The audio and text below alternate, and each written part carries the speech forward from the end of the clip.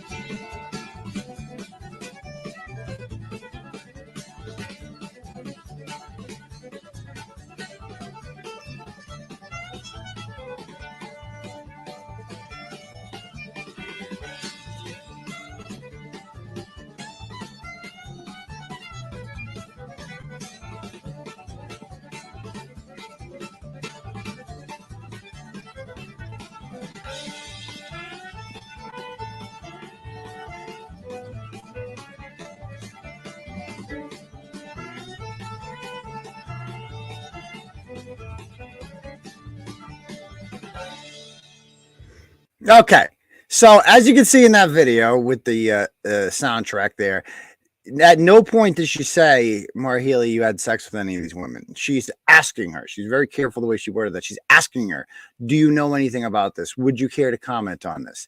Consequently, I would say within 24 hours, she received, after putting that video on Twitter, because she runs a Twitter account called the Boston First Responders Union, and gets this letter here from the state police union, basically telling her that, I'm writing on behalf of the State Police Association of Massachusetts to demand that you cease and desist from attacking, distributing, and invading the private lives of associate members. You have broadcasted a campaign video attacking gubernatorial candidate Attorney General Maura Healey. That's weird. Why would they feel the need to bring that up? Like, you don't represent Maura Healey, Mr. State Police lawyer. That irresponsibly used images and names of association members as fodder for the attack. Notice how he doesn't frame it as like you're attacking association members and using Maura Healey. The whole wording there is interesting. Your publication of information and innuendo in the video is irresponsible and disrespectful of those dedicated law enforcement professionals. Our active members have now been provided attorneys in order to discuss any further applicable legal remedies. You are attacking fellow first responders, and you should take this video down. Not like you must, you should. Like, it's your ethical responsibility to. Quickly, she posted that she had spoken with our good friend, attorney Mark Randazza, who specializes in kind of sticking it to the establishment and First Amendment issues. He's taken on Rachel Rollins and really much more powerful people than this before. And so he comes on board. They send him this email and telling Mark, basically, I've received your email. She suggested I reach out to you, although she also told me that the tweet has been removed. So she did initially remove the tweet, and maybe she can tell us why in a moment. But then Mark sends this scathing rebuttal back. No, she's putting it back up. Oh, and more people are going to be publish it along with your letter. And we're going to make sure that at least 100 more times more people see it than would have seen it before you sent your letter. And there's nothing you're going to do about it. However, I do want you to preserve all your correspondence and communications pertaining to it, because I have not even yet begun to cause trouble about this. And if you think you're going to take legal action to try to stop her, come on, I dare you to try. And tell me this guy is not post-op. Like, give me a break. Dude, come on. Come on, dude. You took all the hormones, guy. I'm not fooled by that there, Ray Finkel, whoever you are. Okay, so we're going to bring on, I should notice. I'm going to fuck it up. Cut tone. What? Cut tone. Cut tone? What did I do? Oh, yeah, but I got...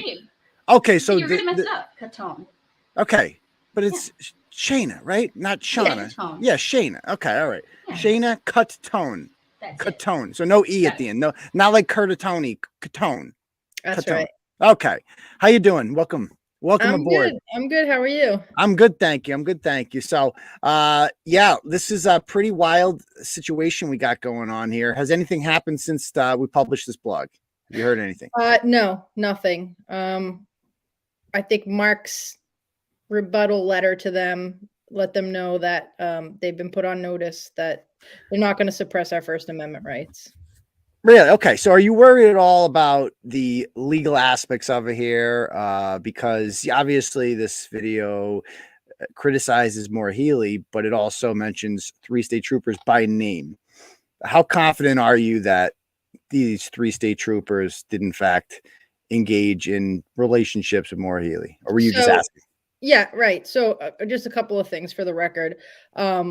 We're not claiming like creation of this video.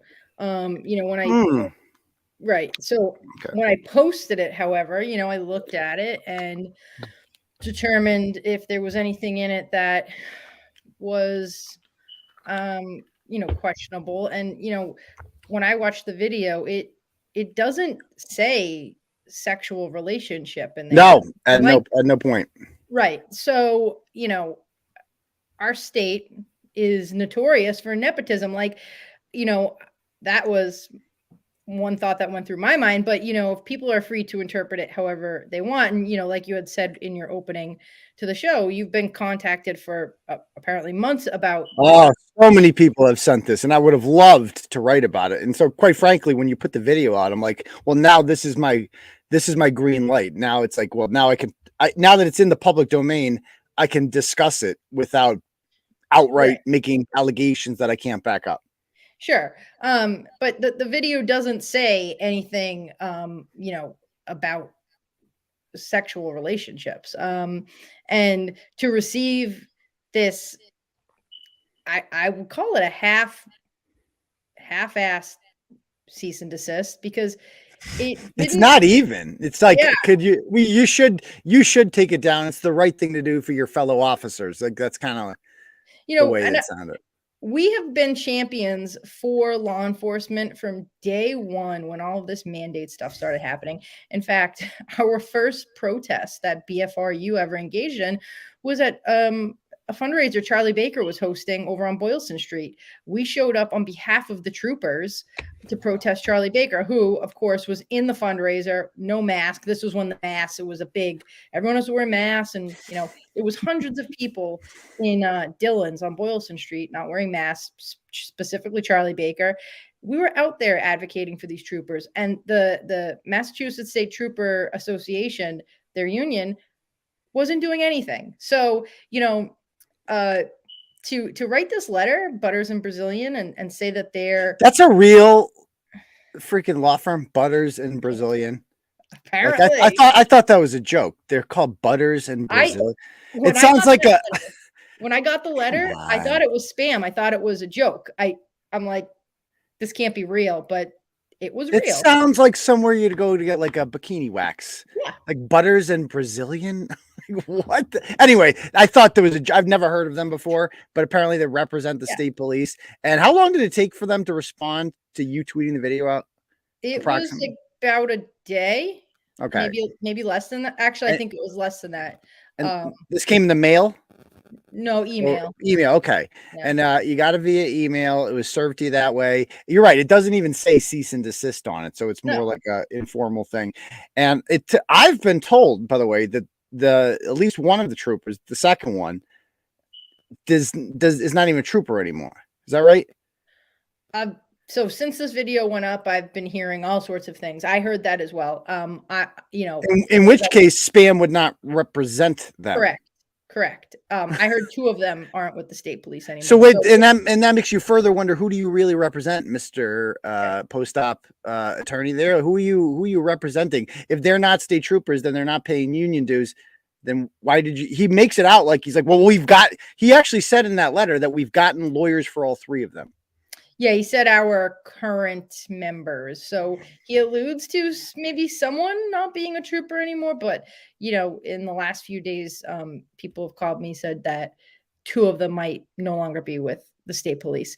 But, obviously, we're not trying to do anything to hurt troopers. We are trying to advocate for troopers. We've been doing that since day one. We continue to do it today with the news that broke about Charlie Baker giving back some jobs to some executive employees that he fired. Yeah, real quick. So I was going to ask you about that. Were you at all, obviously, I mean, you say you're worried about them, but like, are you at all worried about like, what if one of those 3 women is not in a relationship or was never in a relationship with Maura Healey? Just the fact that their name is out there now, even being questioned, like no, I'm no. The answer is no, because the video doesn't accuse or allege any type of, intimate relationship. It asks questions of the attorney general, and again, we're speaking about a public elected official, Maura Healey, and also government agents, state troopers. And I think that it's relevant.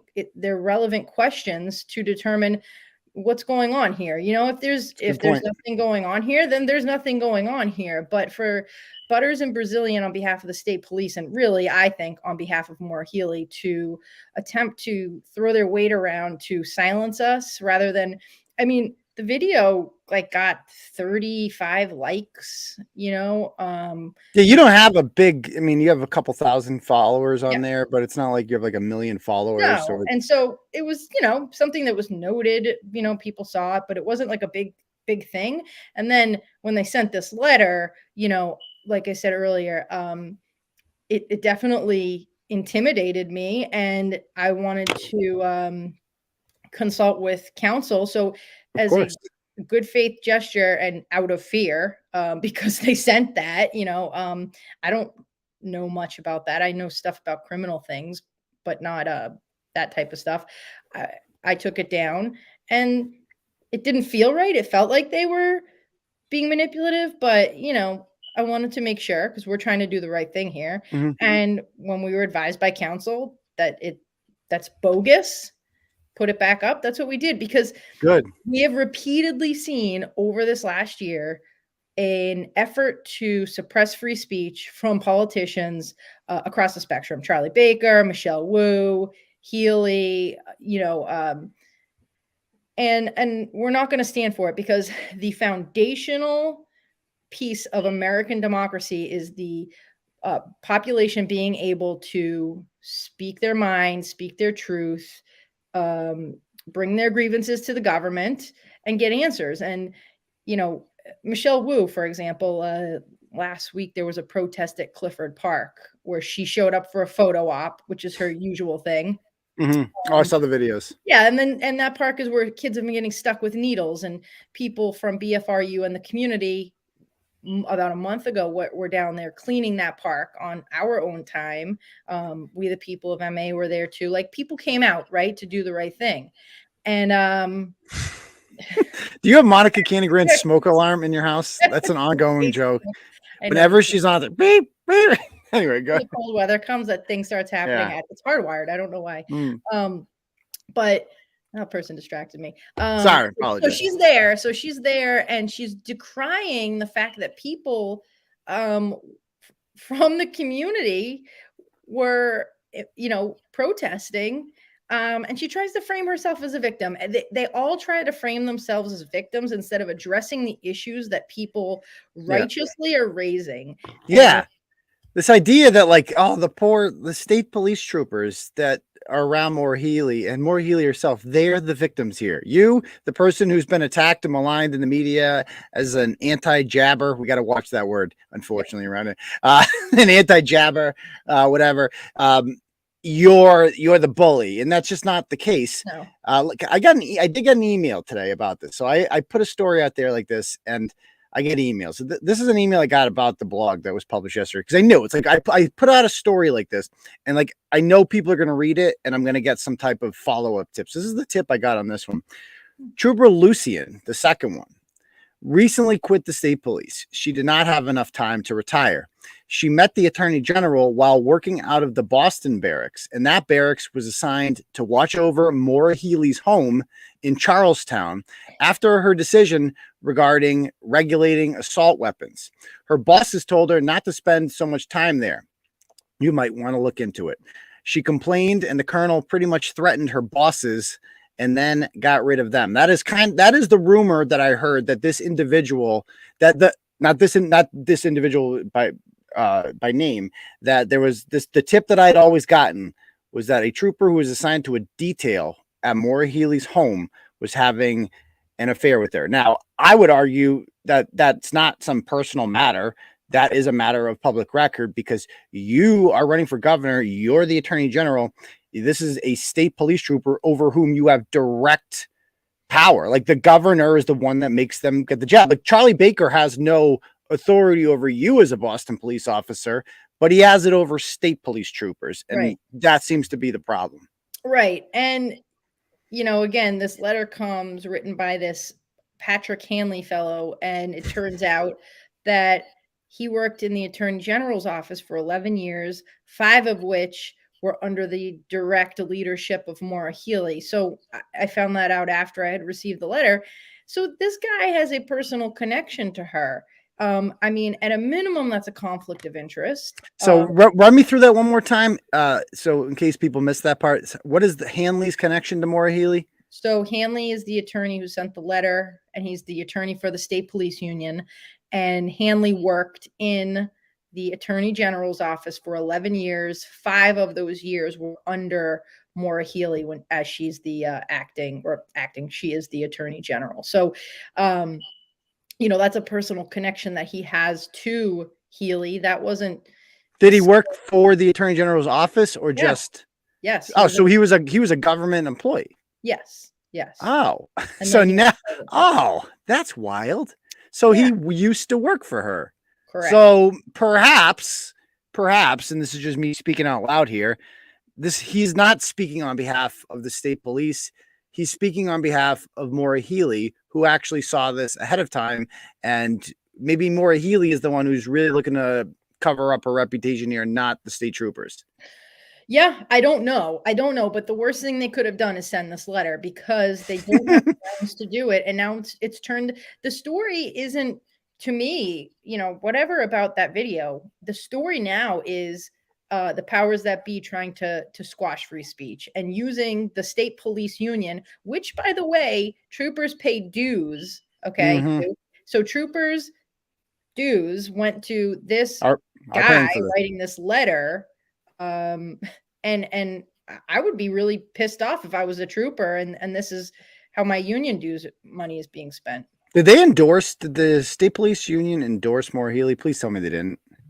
I don't think they did. I think that they're staying out of it, hoping to, be in her good graces if he does make it. I had heard they wanted to endorse Jeff Deal, but didn't. Because they know he can't win.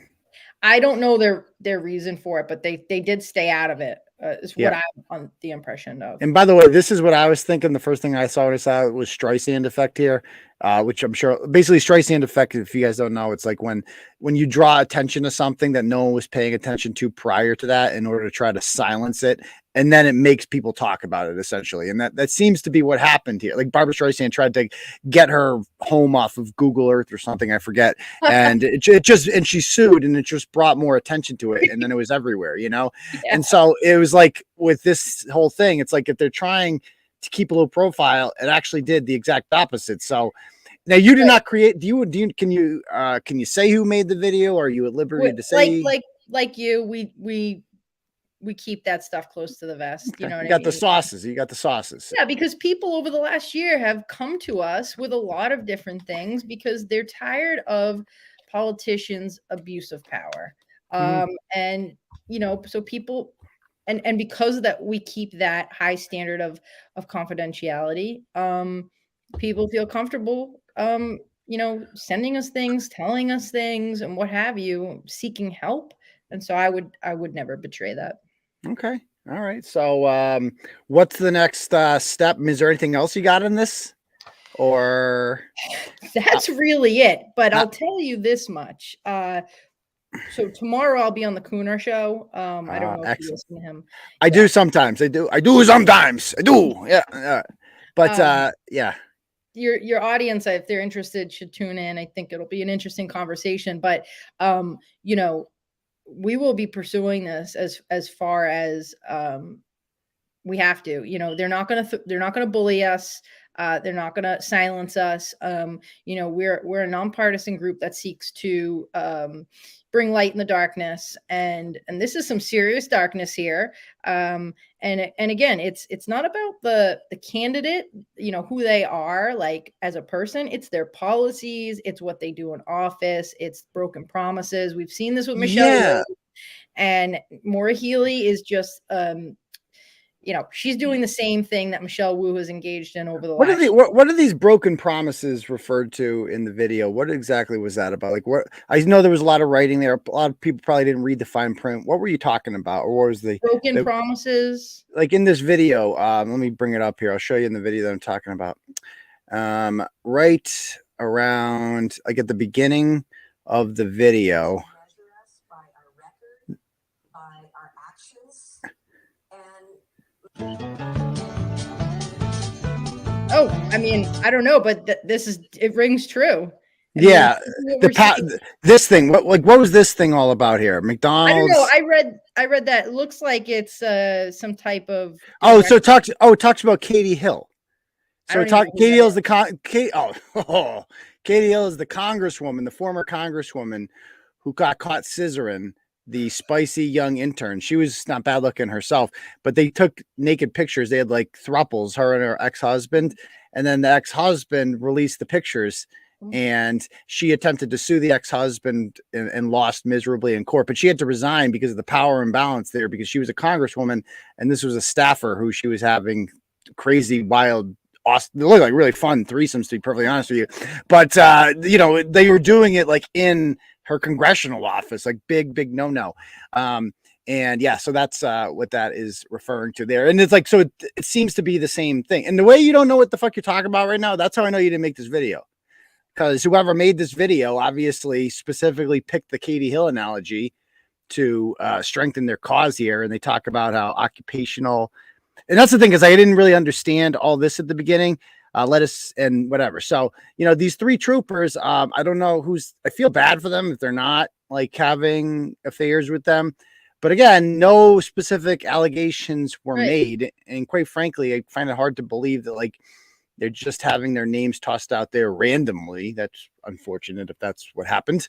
But if it's any type of nepotism, which comes in many forms too, like, again, this is speculation, but if it is, you know, that's unhealthy for government as well. Like, you know, people should be getting positions and jobs based off what they've earned, their skill set, what have you. Good point. They know.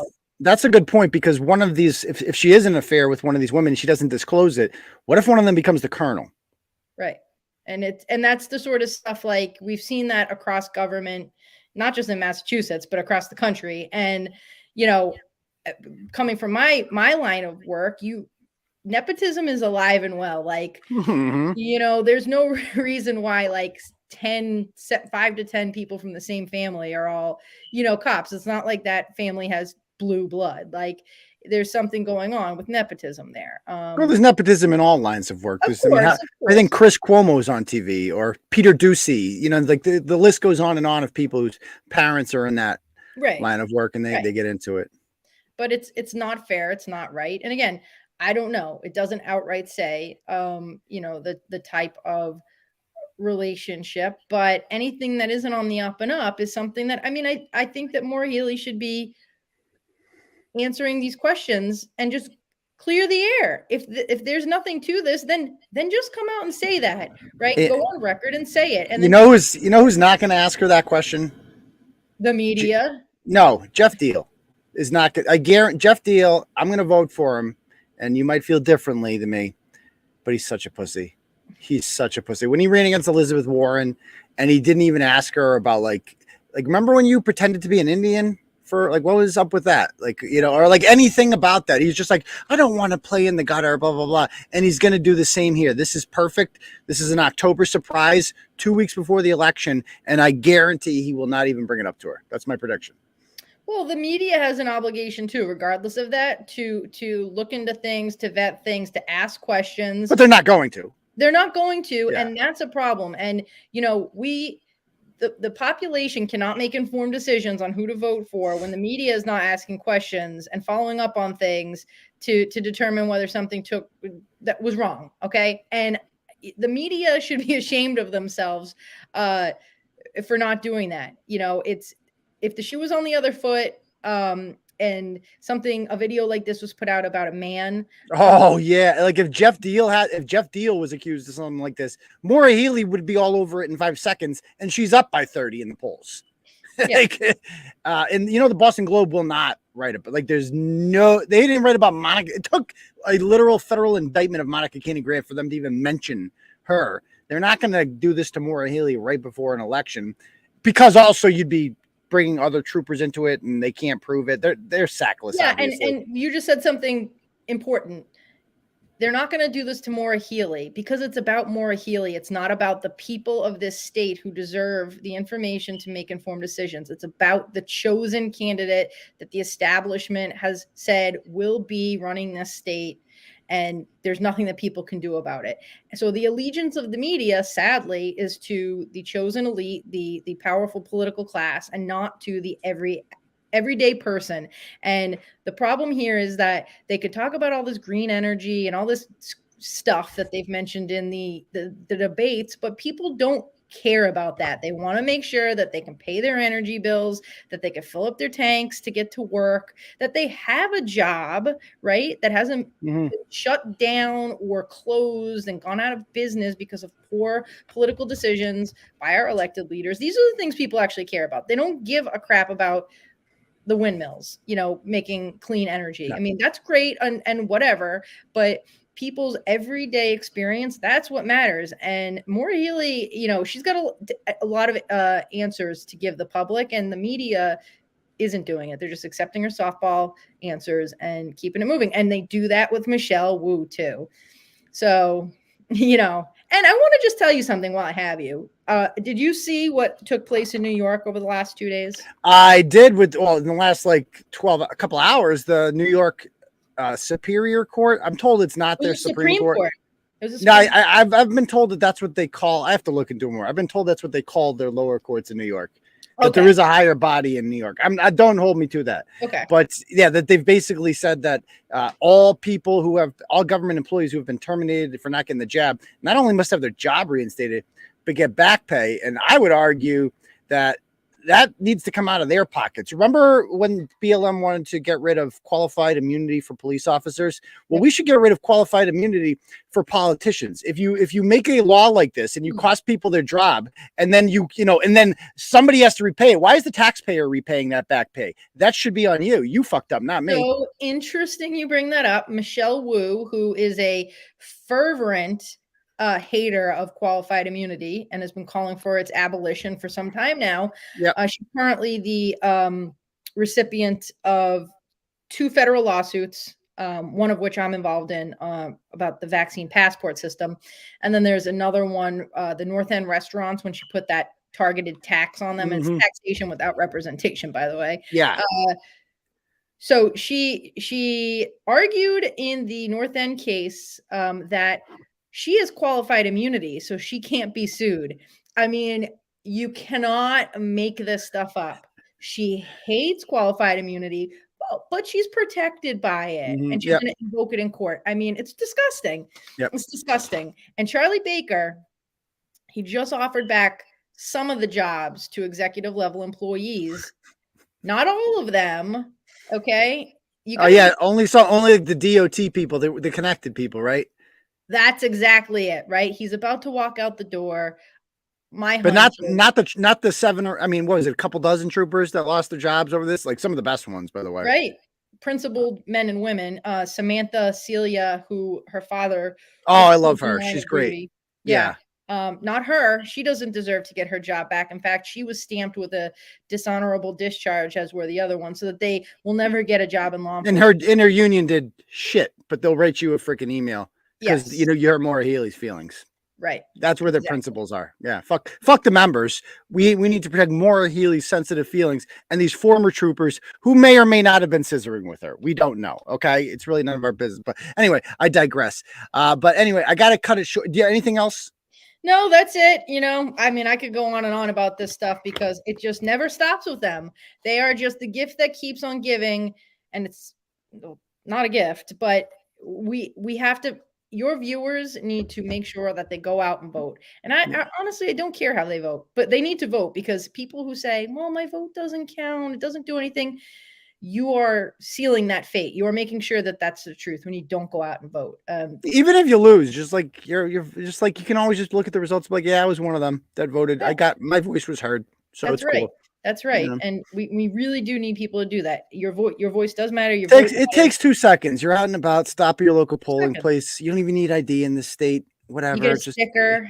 You get a sticker. It's cool. You get to feel special. You get to put it in the machine by yourself. Be a grown up. So, okay. Well, thank you very much for coming on. I appreciate it. And good luck with everything. Thank you for having. All right. We'll talk. All right. Bye-bye.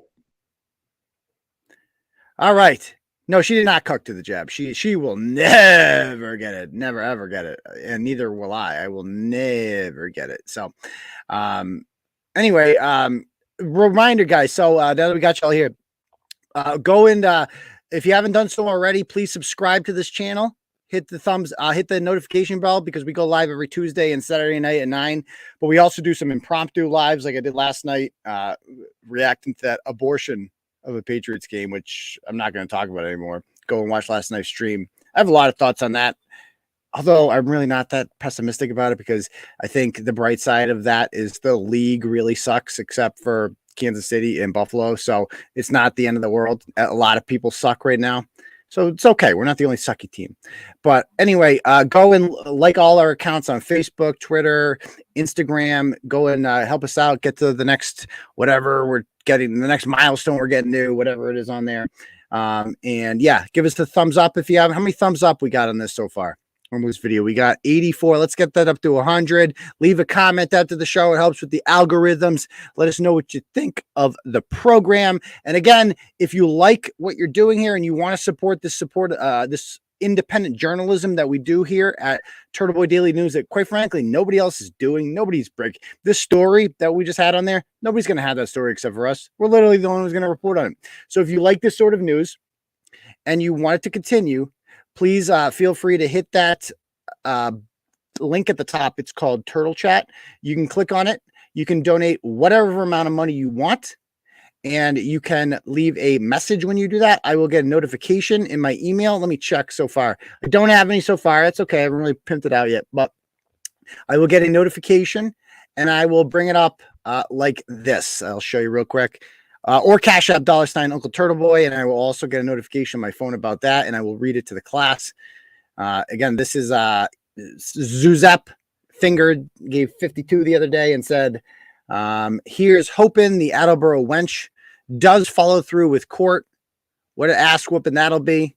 Learn deformation unequivocally, bitch. And we can get to her a little later, I suppose, but she didn't have a good day yesterday, I think, in court. And yeah, so that's that. If you'd like to, again, I try not to have advertisers on here. I don't like making money off of advertisers, because then they kind of control the content, and I don't want to be controlled by anyone. So the more people donate, the more. This is a crowd funded website, and it will always be free. But again, your donations are graciously appreciated. What's up, Deb? You do have 2 donos. I do have 2 donos. Hold on the Turtle Chat. Yeah. All right, hold on. Did they go to spam? Let me see. All right, hold on. I gotta mute you there. All right, let me see. She said she sent donos. Okay, I don't know why. Let me check my Stripe account. I don't know why it does this. See, this is why we just need to get over to fucking Rumble or Locals full time. Enough of this shit. So we got here. Yeah, I see Suzanne Arendale sends, our Glamour Suze rather sends $10. I didn't see the message. And then I got another one from Anonymous. Said it's $25. So if Suzanne has a comment, Suzanne, you can write your comment in there. We'll bring it up on the big screen. We'll treat it like that because for whatever reason it didn't go through. I don't know. It's weird. When I do it usually works. But let me check Turtle Chat on my email. No, I don't see nothing. Damn it. Okay.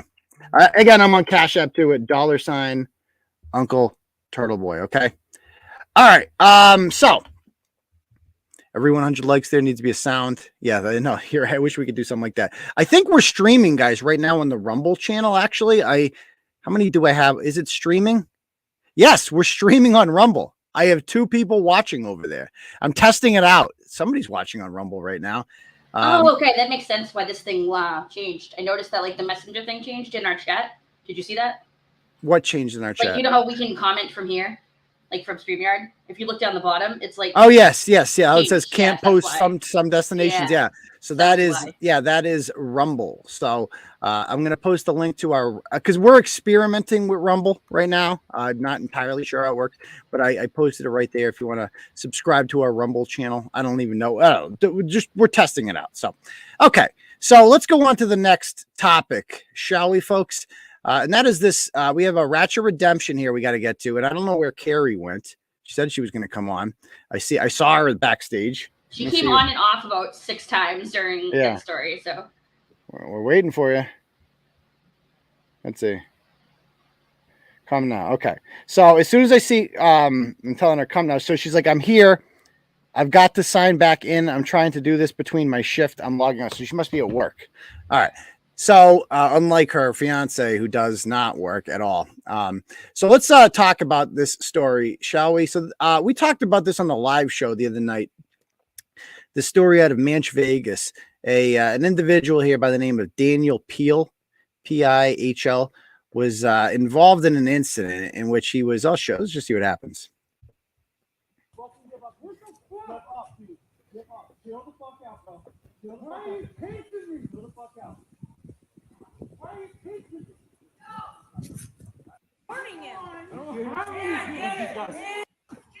So he's on the ground.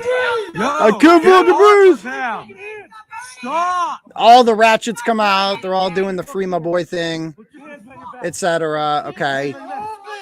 We've seen this before. People do this. They don't like it. Everyone's yelling at the cops. He's being an asshole. Okay. I read a blog about him. I discovered that, oh yeah, he's been arrested a whole bunch of times before, including for theft of a firearm, prompting the SWAT team to arrest him after he wouldn't surrender himself, warrants for simple assault, and being a, quote, felony habitual offender. Habitual felon. Those are words that suggest that you are bad news bears. So I get all these messages from people like Mom. I heard from this gentleman right here, Frankie Robitilli, who told me not to talk. He told me specifically, the number one thing Frankie told me was, don't mention my slam pig girlfriend. And so when you message me and you threaten me and talking about lawyers and you're like, hey, if you better not mention my girlfriend. Oh, I'm going to mention your girlfriend. Just understand that. That's exactly how you get your girlfriend mentioned on the channel. Look at her. The jokes write themselves. And yeah. So I also heard from a woman by the name of Carrie, who we're going to bring on in a moment. She's backstage, and she is the fiance of this portly gentleman. There she is. She got her scrubs on there. So obviously she is masquerading as some sort of nurse or something. And she's got some Google trophies herself for theft. And she insists that her fiance is not a felon because he's never been convicted of anything. But he's been charged with several felonies, including the gun charge, which she claims everything, by the way, is nothing his fault. Like, it's always a setup. Someone's always out to get him. That he's really nice. When you watch that video, he's actually really sweet. He's actually really, really sweet. So we're going to bring Carrie on right now, and she's going to tell us why she believes that we got this one wrong. Okay. Hello Aidan. Hi, how are you? the former school teacher. So anyways, correct. Nothing gets by you. You definitely, you definitely only posted the video of where he is on the hood of the car after brutally being beat up. And he is not a convicted felon. The habitual driving was his alleged charge when he was, we had a family dog we reported stolen. We lived in Milford, New Hampshire. The Milford police showed up and said, 6 months ago, we saw you driving and we didn't have time to pull you over and identify you. And you want to try to charge somebody as a habitual, and his public defender said, sorry, all I could get you was a driving, but there is no felony. First of all, he should have never been charged. How would you feel getting your family dog stolen, and then when you call the cops for assistance, they arrest you saying 6 months ago they saw you pass by driving, but they were too busy to pull you over, and they actually took him to court and tried to charge him as a habitual, and it didn't work out. So I don't believe you, but go ahead. Okay. Yep. So do you have any evidence? Do you have any evidence to back? Do you have any evidence to back? Do you have any evidence? I don't have his file right on me. Yes, I do. I actually do. Yes, it is all open. It's all open. It's all open to the public, and you will see that he is nowhere a felon. He's been charged. He was literally charged with being a habitual felon. Right, the alleged charge, and when you go through the court system, no. It wasn't an alleged charge. They downgrade charges when they realize that you know more than. Just to be clear, I gotta move you right. It's not an alleged charge; it's an actual charge. But go ahead. Those were the alleged charges. Okay. Okay. It's not an alleged charge. The charge took place. He was charged with it.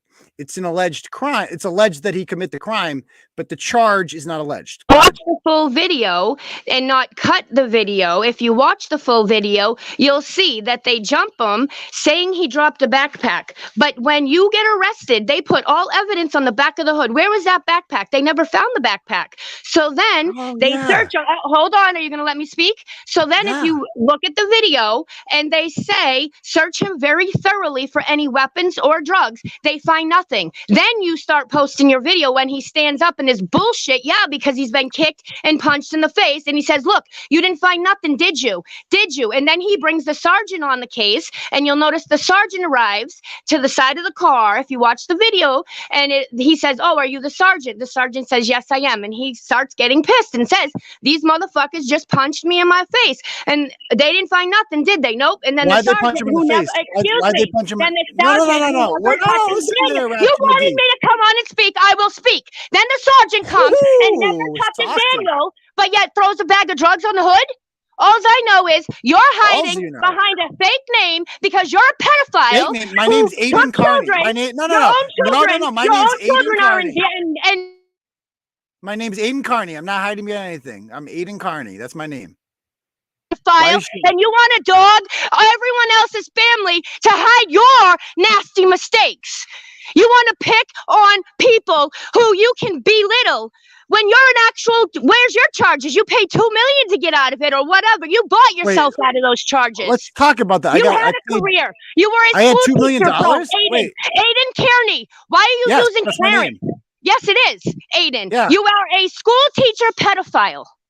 I am. What have I ever? Who did I? That's what the charges say in the paper, right? What charge did I? I posted them on your page. The one saying that you had to give up your career as a school teacher. You're 40 years old. You had to give up your school teaching career because you got caught doing lewd acts and taking students out of state to games and trying to lure them.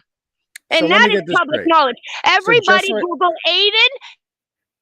So just so I have this straight, just so I'm clear, I took an underage child out of state to a Knicks game. I believe they posted a Knicks game, which I mean, that's a sport and it's in the state that you're thinking of, but it's not what you're thinking of.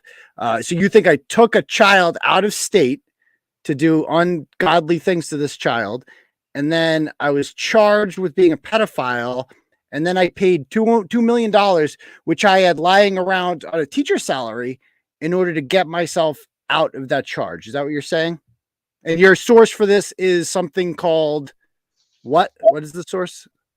I will post it when we hang up.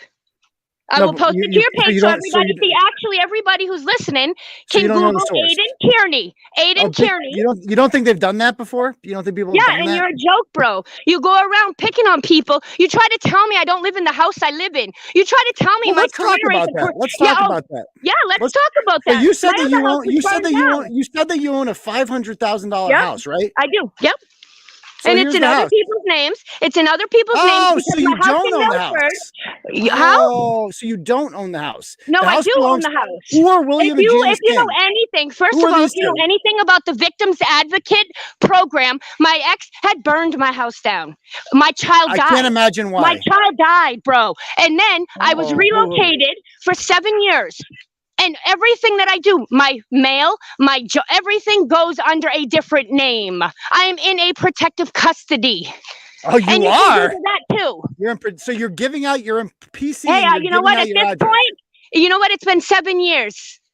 Yeah, so you know what? You're in protective custody, but you're giving out your address and coming on the Turtleboy live show. Yeah, because guess what? It's worth my defamatory lawsuit because you want to drag people through the dirt. You think you're smug. You sit there with your grin and you look like what your name is called. Like you can tell. The minute I saw you, I knew, oh man, this man's funny.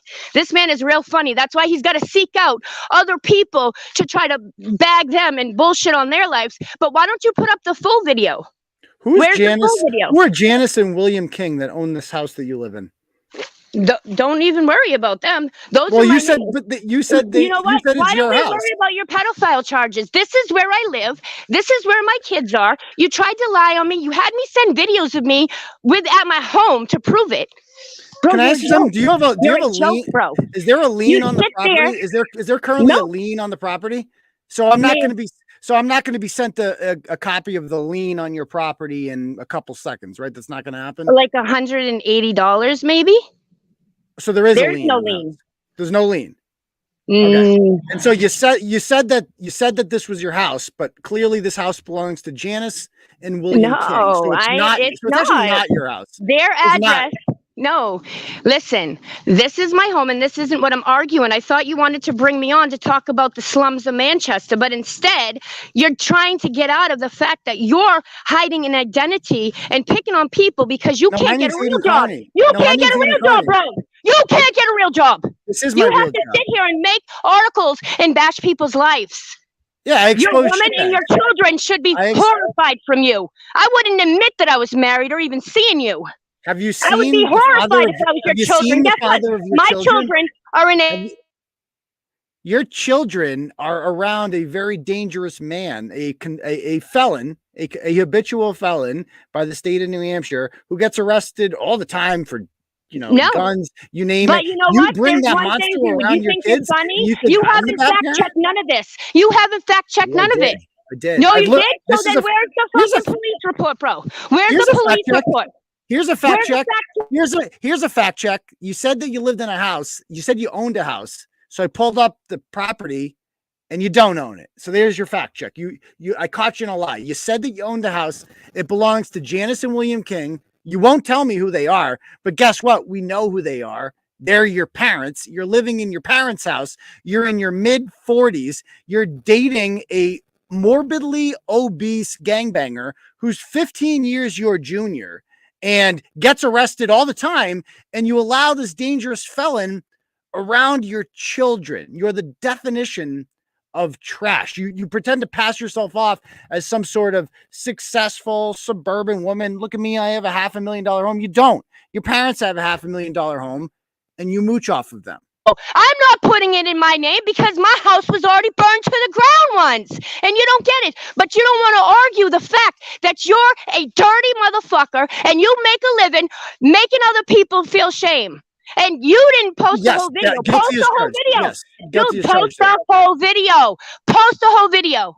Where's the bag that they accused him with?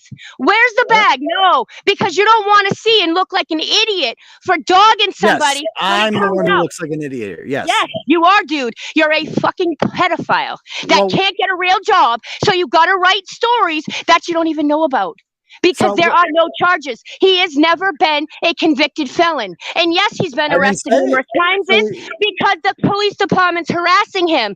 And now he's finally got a real lawyer, and you and everyone else is going to go down with him. And mark my words, everybody, this man, Aidan Kearney, will never, ever do this again because you're a piece of shit, bro. Really? So you're the one who's going to take, what's this? Pedophile. What is this? What is this? So so they are your parents, Janice and William King, for daughter Carrie Hendrick. That's interesting. Right. So I live in this home and pay for this home. So you live in your mommy and your daddy's house? No, they have their own house, bitch. I fucking am co-signed and on the deed for this because I was still trying to look up the legal shit from a house being burned to the ground on the insurance. Yeah, we get it. Your house burned. Now we get it. So, your mommy and your daddy are successful. They own 2 homes. You own none. You mooch off them. You're in your mid-40s. And by the way, there's a goddamn lien on your mommy and your daddy's house. And by the way, we're gonna have to look into this a little more. You want to do a follow-up? You think you're gonna take me down? It's called insurance. It's called mortgage fraud, actually, when you claim that this is your primary residence. I don't know if you noticed this, but when your parents took out the mortgage on this home, we actually read the paperwork because that's what I do. I investigate things. I look into things. I find things out. I get my facts straight. Ask anybody who's told me to get my facts straight. I always get them straight. And we found out that your parents signed under the pains and penalties on their mortgage that this is their primary residence. And by doing so, they received a lower interest rate. You know what that's called? Mortgage fraud. Mommy and daddy can get in a lot of trouble for that. Why would you want to do that? You're not going to get in trouble. You're just trash. Nobody cares about you. But why would you do this to your elderly parents who you still mooch off of to this day? Go ahead. You sit behind a mic fucking damaging lives. I am not trash. Look at you, bird beak. Fucking white ass queer. I would be horrified if I was your children. I would be horrified if I was your family. Yeah, you sound like a great mom. Yeah, you sound like a great mom. Why don't you post a real video? Do us a favor. Post a real video for everybody to get their own fucking insight. You wanted to talk about it. Why don't you talk about it? Why don't you post it so everyone can see? They jumped them. Say, all you want to do is notice of lien, August 16th, 2022. Why? So for why $180 per me? Why would they put a lien if the house isn't on mine? My name is hidden in the background, bro. You don't understand it when you are working through the victim's advocacy. You're a dumbass, bro. So you're in the witness protection. Post shit that you know nothing about. You don't go into the court and do the legwork and pull nothing to see that this man was harassed and this man is falsely accused, and that's why he's not a charged or convicted felon. So he's been arrested and charged with felonies. He ain't never been charged. Why don't you walk your fat ass to the fucking courthouse in Manchester, Scumville, and pull the real fucking end results of the cases? Why don't you go do that? Why don't you get off your ass and actually put work into your work? Why don't you go to the courthouses and see what charges actually stuck? I feel like I've done a lot of work so far. Really? You sit there and you fucking make fake names to cover up your fake pedophile bullshit life. Well, here's some work I did. What's this? Can you tell me what this is? What does this document say? Can you tell me? So this says riders means all riders in the security instrument are executed by the bar. The following riders are to be executed by bar. Checkbox is applicable. Oh my God. Do you know what that is? Can you tell me what that I'm talking? I'm not even looking at you. Honestly, I'm not even looking at the screen. I'm so pissed. I'm holding my phone screaming. You're so mad. So where are you right now? Pedophile joke. You're a pedophile joke. And why don't you do a live in a week when you're slapped with a defamatory case or deformatory, whatever you like to call it, dumbass. It's called you don't do any fucking work. You sit on your ass and you get fucking people who call you and say, "Oh, this dumbass was arrested. Oh, look at this video." Guess what? When you're the next video, you had to change your whole name because you're not taking kids out of state. $2 million. I know. Yeah. So, this is interesting. So this is your parents signed this. It says borrower is Mr. William King and Janice L. King as joint tenants with rights of survivorship. So did they sign this? They're saying that they're tenants. Is that true? Do they live with you? No. How do you know they're alive, bro? How do you know they're alive? Are they dead? How do you know that? How do you know that? Did you do the legwork? How do you know if my fucking parents aren't dead, bro, with my son? Huh? Yeah, no, you just go around ripping people. You just go around ripping people up.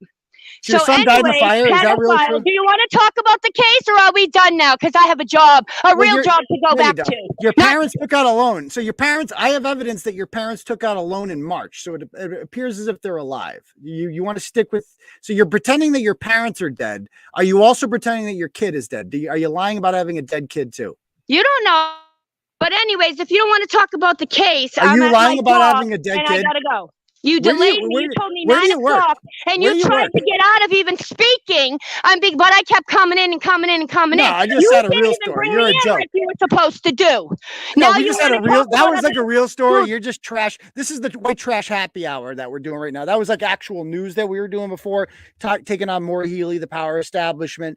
Now it's like we're just having some fun. We're just making fun of white trash. That's where you come in. Everybody's laughing at you, by the way. Everyone's laughing at you. You talk about embarrassing your kids. You literally bring your children around a dangerous, violent offender. You mooch off your parents. You're going to get in trouble for mortgage fraud. Congratulations. I had no idea who you were a couple days ago. Now you're going to be in Ratchet Madness next year. You're going to be a very high seed likely too. You literally came on here and made this so much worse for yourself. I mean, your poor Janice and William King, you literally are pretending that they're dead in order to win something from me. Are you also pretending to have a dead kid? Because that's bothering me. Are you lying about that?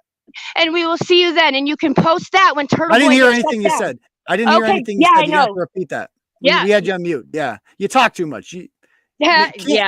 Can Porky Big, Aidan, you're a pedophile. Go get a real job. Go get a real job, Aidan. Go get a real job. Oh, you can't be a school teacher. You can't be a school teacher. You already lost that career because you want to touch little boys. Take them to basketball games. I thought it was girls. I thought it was girls. Oh, Nick's game. I thought it was girls.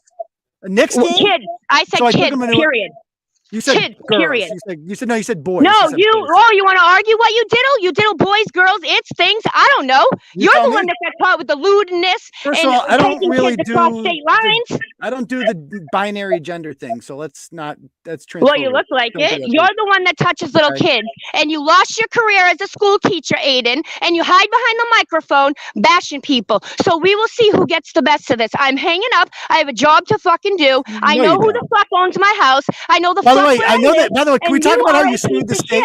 Can we talk about your lawsuit against the state of New Hampshire that you claim that you won? We did look that up, by the way. And as it turns out, you have a disabled child who you collect welfare for. You're on all sorts of welfare. And bro. What was that? Piece of shit.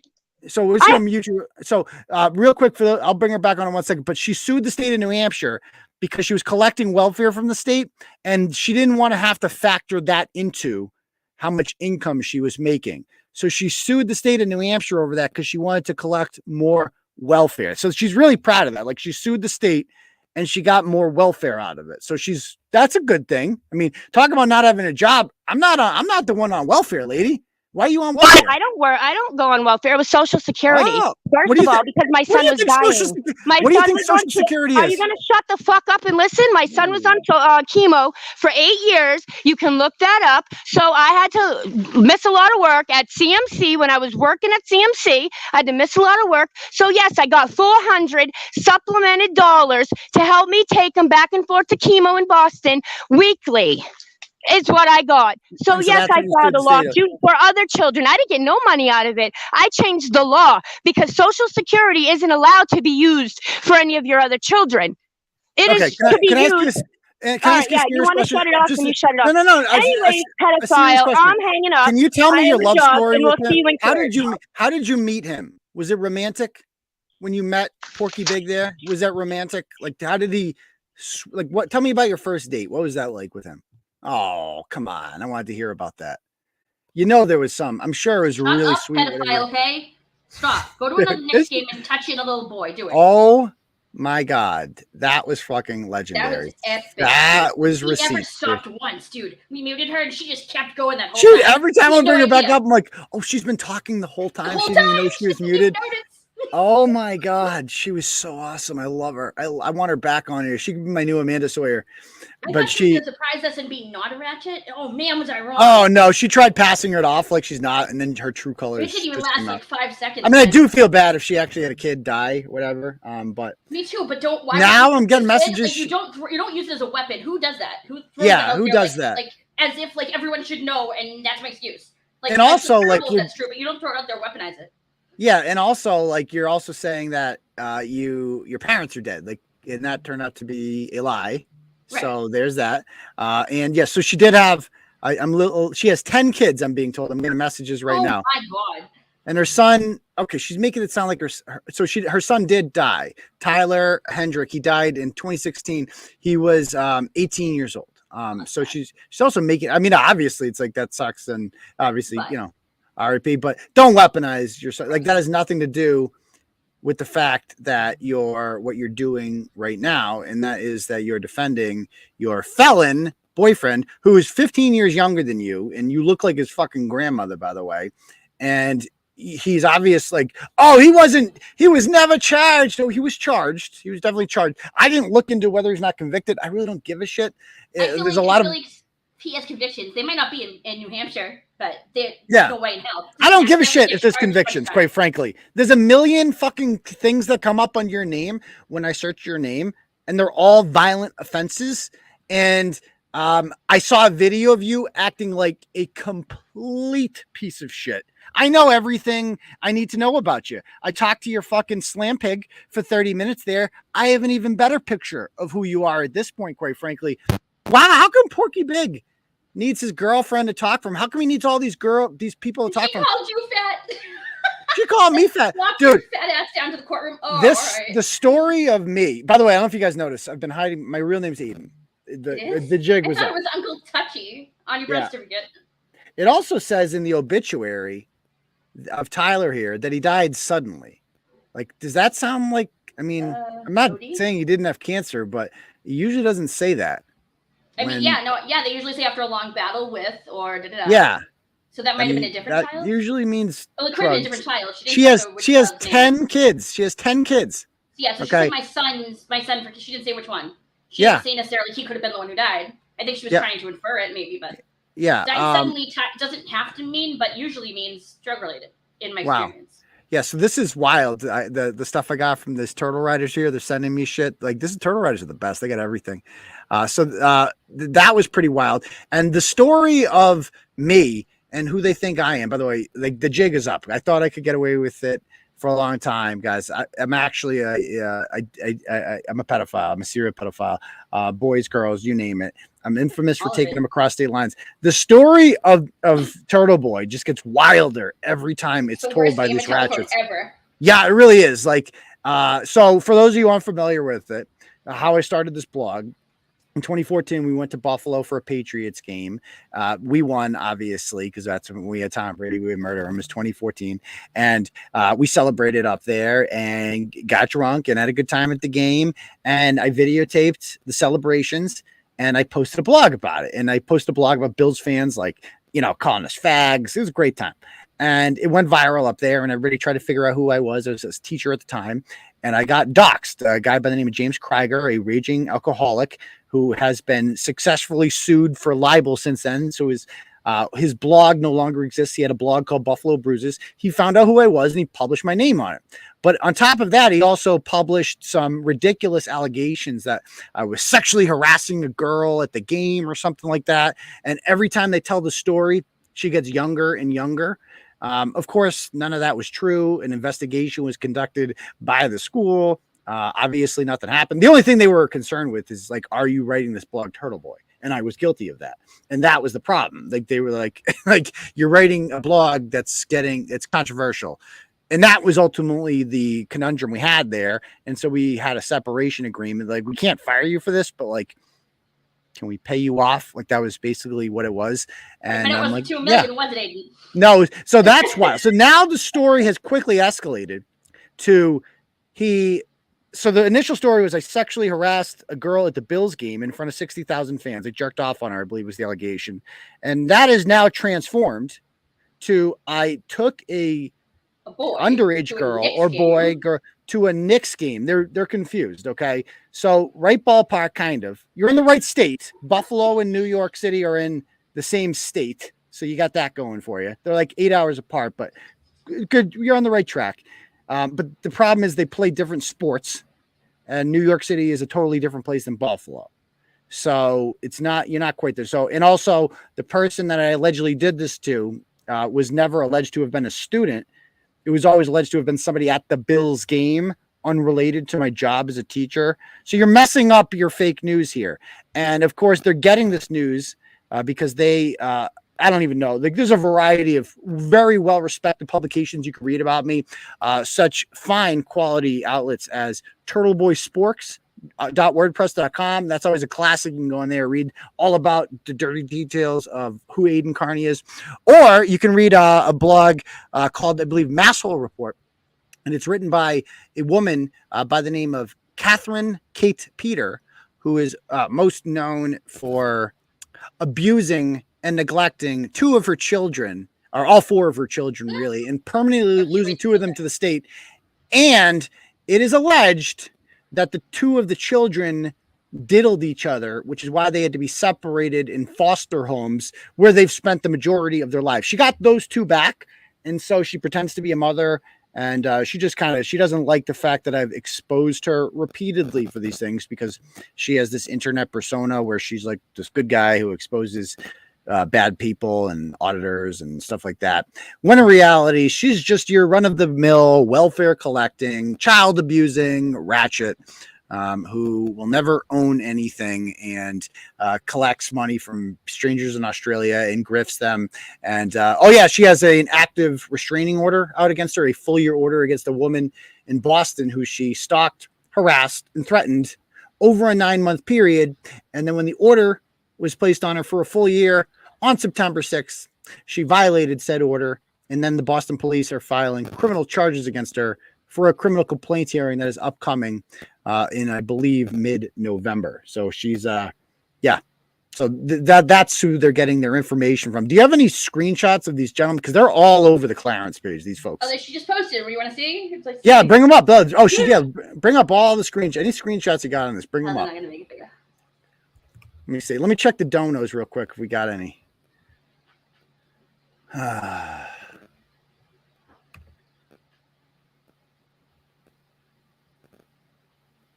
Okay, so we got, if you are any of these people, again, I'm not getting the fucking, this is annoying me with the turtle chat so much. I got to get my web developer to fix this. This is ridiculous. Really? Yeah, 7 pounders well, didn't let him message either. Well, I can't even read the message. I can't even read it. It's like, so I'm reading this over here and it's like, so I got, if you're any of the following people, just please put your comment in the comment section and I'll highlight it and bring it up. I see here, RJ sends $25. So we'd like to have RJ's comment up there. We also have here, Lauren De Laguna has a dono there for $10 if she would like to put hers up as well. I don't know if we got any of the whatchamacallit. You might get a cash app. I didn't get a cash app. So. I know Seven said earlier it wasn't letting him write a message on Turtle Chat, so I don't know if he did not send it or not. Okay. All right. Anyway, so I did not get anything from 7 Pounder, but yeah. Okay. So what do we got here? What are these messages saying? This is what she just put, for right now, moments ago. Okay. She put the same old link, obviously. So this is on my page? Yeah, just now. Oh, joy. So it says, Aidan, the man who takes children across state lines and has to give up his school teacher career, so he belittles everyone else because he probably hates himself. And it's a screenshot of, I believe, is this the Turtleboy lies? Yeah, Masshole Report. Okay, so it's the Kate Peter deadbeat mom one. Yeah. So it's Turtleboy Sports, a web blog run by Western Mass native. Okay, that's offensive, guys. Worcester County is Central Massachusetts. Please stop calling it Western Mass. That's offensive to us who live out here. Who was forced out of his career into an extremely early retirement amidst ads. Okay, so it's just nonsense there. And then she's got a picture of me at the Steelers game a month ago. So scandalous stuff right there. Very scandalous. Do you have any screenshots of the comments that these people made earlier? Yeah, okay. I do. Let's see them. What do we got? Oh, Frankie. Yeah, Frankie, that's what you stole from him too. That was one of his.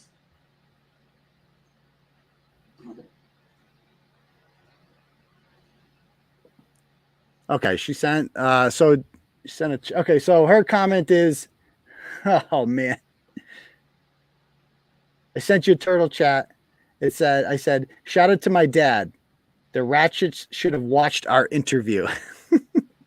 My dad is the fucking best. Thank you very much, Lauren. And then I don't know about the other two there. Yeah, if you see any of them, their comments. Okay, so Frankie Robatilli here says, funny how you put pictures of people up online. Why don't we let everyone know why you were fired from being a teacher? Because you got real hands-on with your students.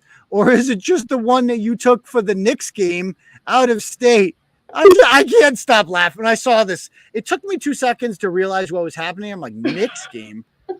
I'm like, oh, they think the Knicks and the Bills play. They're getting the Knicks confused with the Bills. They're both sports again. They're both in New York, but they're different sports, and they're in different cities entirely. Like New York City is closer to Boston than it is to Buffalo. But what else did he say here?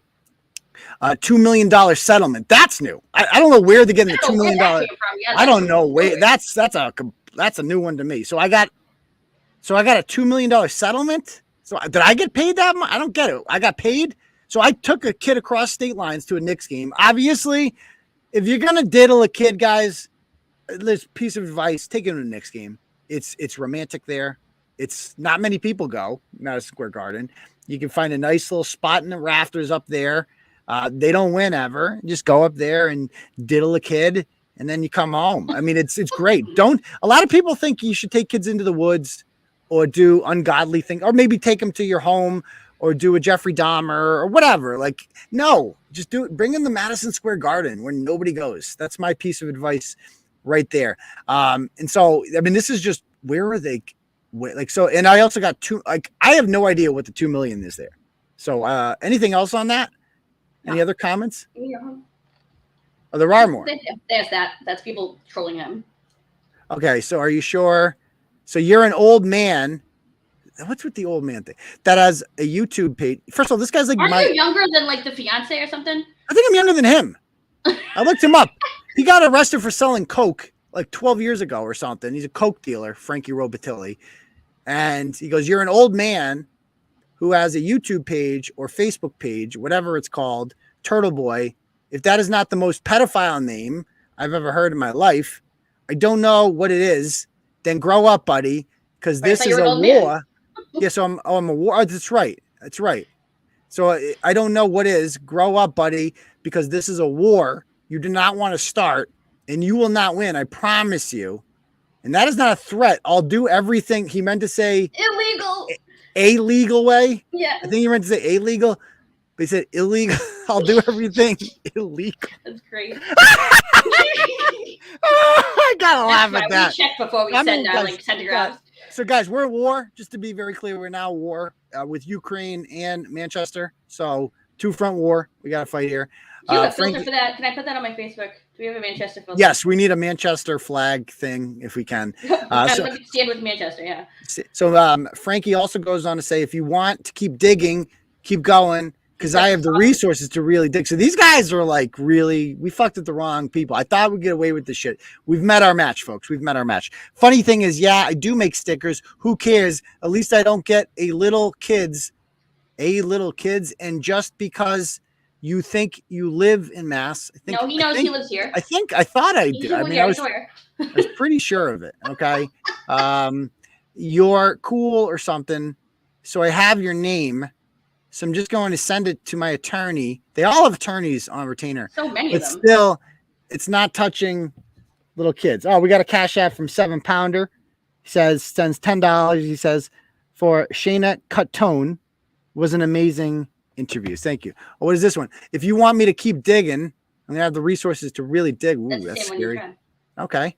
That's it. Okay. Wait, maybe one more. Hold on. Oh, yeah.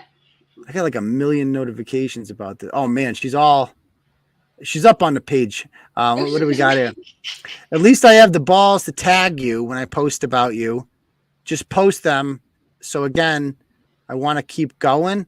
Let's talk about that. Funny how it says, and then you have to get early retirement. What? I mean, that's kind of English. Those are certainly words. There's a certain, I mean, he's trying, this is like, one of the worst attempts to ever take down Turtleboy I've ever seen, but also one of the most hilarious. And by the way, so don't DM me right now, guys. If you DM me, I'm going to show my screen real quick on Facebook. So if you DM me, shit's going to pop up. So don't do that. Let's see. So because I got all, because she's still going over here. She's still going strong. You're an old man. People are like, what blogs were you featured in? He tried calling me the other day when I bitched him on Messenger. I don't need to pick up the phone for a pedophile, a cheater, a 40-year-old man that has nothing better to do. I probably make more money than this guy does. Well, you do sell cocaine. So there's that in 3 weeks. And he doesn't a year. I think he meant to say than he does in a year. Yeah. I don't got time for this. You should keep people's names out of your blogs because, again, it is not going to go your way. I'm trying to be nice about it. He's trying to be the nice coke dealer about this, but I can keep digging and keep going if you would like. Okay. So, and then he goes on to say, and it's like, you I love this one down here. Sarah Jones complaints. says, did you see? He Fios complaints. Oh my God. He wrote Fios complaints. He goes, Verizon called. If you've been sarcastic or not, this is what he does. Then he Fios complaints. Motherfucker wrote Fios complaints, guys. He actually wrote that. Fucking Xfinity, your complaints. Oh dear goodness. Against people that speak out against him. I found out that he sent pictures of his kid or kids in the bathtub to see if it came back to the lady. And who's Sarah Jones posts some sort of picture of some sort of glow in the dark weird picture there. Is it what? It's a glow. I don't like even she's know singing opera or something. What that's a picture of, but something's going into that woman's nose. I don't know what's happening there. Either way, it goes on to say, and then he says, "Ain't no one scared, but I have told you to meet me face to face. But I have a family to take care of, unlike you." Okay, so he's in the bathtub saying, so he's getting. This is what your brain, guys, looks like on K. Peter. It's never a good thing. It's never a good thing if you do that. So Carrie also is commenting, where can other people listen? I'm in the backstage areas waiting for you to connect. So I can find out where the hell the show was like that whole time. Yeah. Kept logging on and off. Great. Like we literally shared it. I wrote a blog writing about it. Well, you told me 9, and then you switched to 9:20, 9:30. I waited till 9:40. And then we did take you live. I mean, calm down, lady. Okay. Right. Okay. Trust me, he's already scared. I'm going on tonight at 9:20. He knows he fucked up. So I know I fucked up, guys. I know I fucked up.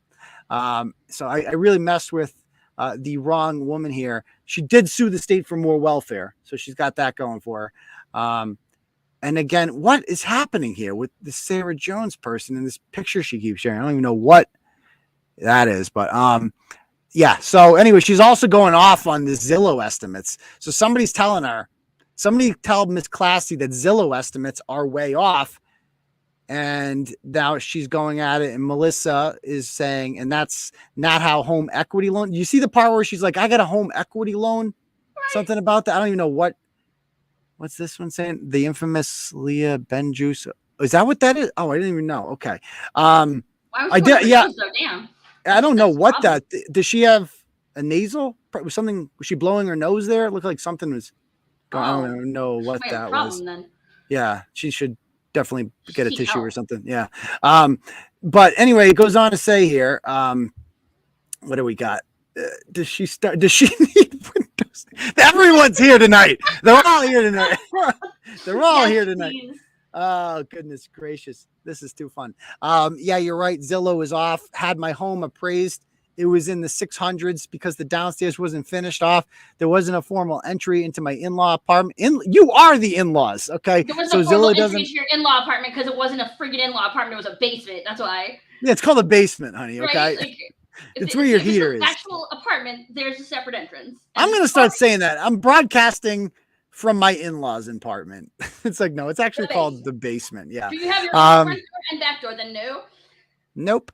My house. No, he was the one telling me I was a Manchester trash. No, guess what? I worked very hard in a hospital in Boston. I had my house burned down by my ex-husband, and my son was killed. Her son was killed from the house thing. I thought he had cancer. How many ways did your son die, lady? How many ways did your adult son she's die? doing it that, so she doesn't necessarily say that, but she makes it like you can infer. She wants you to infer that he died in the fire, but she doesn't have to say why he died or how. Yeah, but she also says killed here. If your kid had cancer, he wasn't killed. Nobody's like, oh, the cancer killed my son. It's like, no, he died from cancer. But so which one? You got to pick a lane, lady. Also died suddenly. The being killed thing would actually. They would have said if someone died in a fire, they would have said did it perish in a fire. Yeah, I want to find out more about this. Let's see. To be honest, I don't care if you hire an attorney or how you do it. I would be careful bringing your hospital affiliation into this. This is getting too good. How do you know my parents are living? Oh, she's doing that whole thing. Are my parents dead or not? Those 4 hours. But they are dead because they just took out a loan. Defamatory, not deformatory. Libel per se. She uses. Well, I love when she does the brilliant statement of the week. Yeah, the per se thing. Yeah, very, very. She's proved everything she said with pictures, conversations. Yes. No. Where's the picture of like your alleged charges for somebody who's so adamant about a guy who doesn't have any convictions, so they don't count? Where's your big old charge? And where is he in all this? That's what I would like to know. Like, where is he? Like, how come he? How come he can't defend himself? He got a lot. He had a lot to say to those cops, and all of a sudden, he's just got nothing to say. Interesting. Here's what people are not getting. I am listed under another name because my other home I owned in my name on Warner Road was burned down. Well, you just gave us all the info and family members were killed. So she had a couple. So that's also known as murder. So somebody tried to murder her, and 2 of her family members were murdered in an arson at her home. Right. I wasn't about to go through that again. The man belittles people before he even knows the real story. Does she really work in a hospital? Like, honestly, that's what I want to know. Did you see people looked up, there's no license. She's not a licensed nurse in Mass or New Hampshire. But not Mass either? Nope. Interesting. Everyone's just like, she's not the owner of record. She's posting her son's obituary. Oh my God. So Tyler was a resident of Raymond, New Hampshire. He passed away. He was graduate of Hood Middle School. That's it. No, she did not put that. She did not put that. She did not put that in her son's obituary. Oh my God. That is the most ratchet thing I've ever seen. In her son's obituary, she puts that he's a middle school fucking graduate. You have to be kidding me. You have to be kidding me. Okay. And what else do we have here? Let's see. Funeral services will follow at the funeral. Okay. In lieu of flowers, blah, blah, blah, blah, blah. So that's interesting. Okay. So anyway. She's witness protection, but she just gave the she's in witness protection too. Of the house she used to have that allegedly was burned down. Street and city. And then couldn't we figure out who the last name used to be? Because her parents' names were on the damn thing. King. I think so. Oh, no one will ever find that identity. I want to make a phone call real quick here. So I got an interesting. Well, yeah, I might talk about this. Let me just call this number real quick and see if anyone answers. Please leave your message for 50880133494.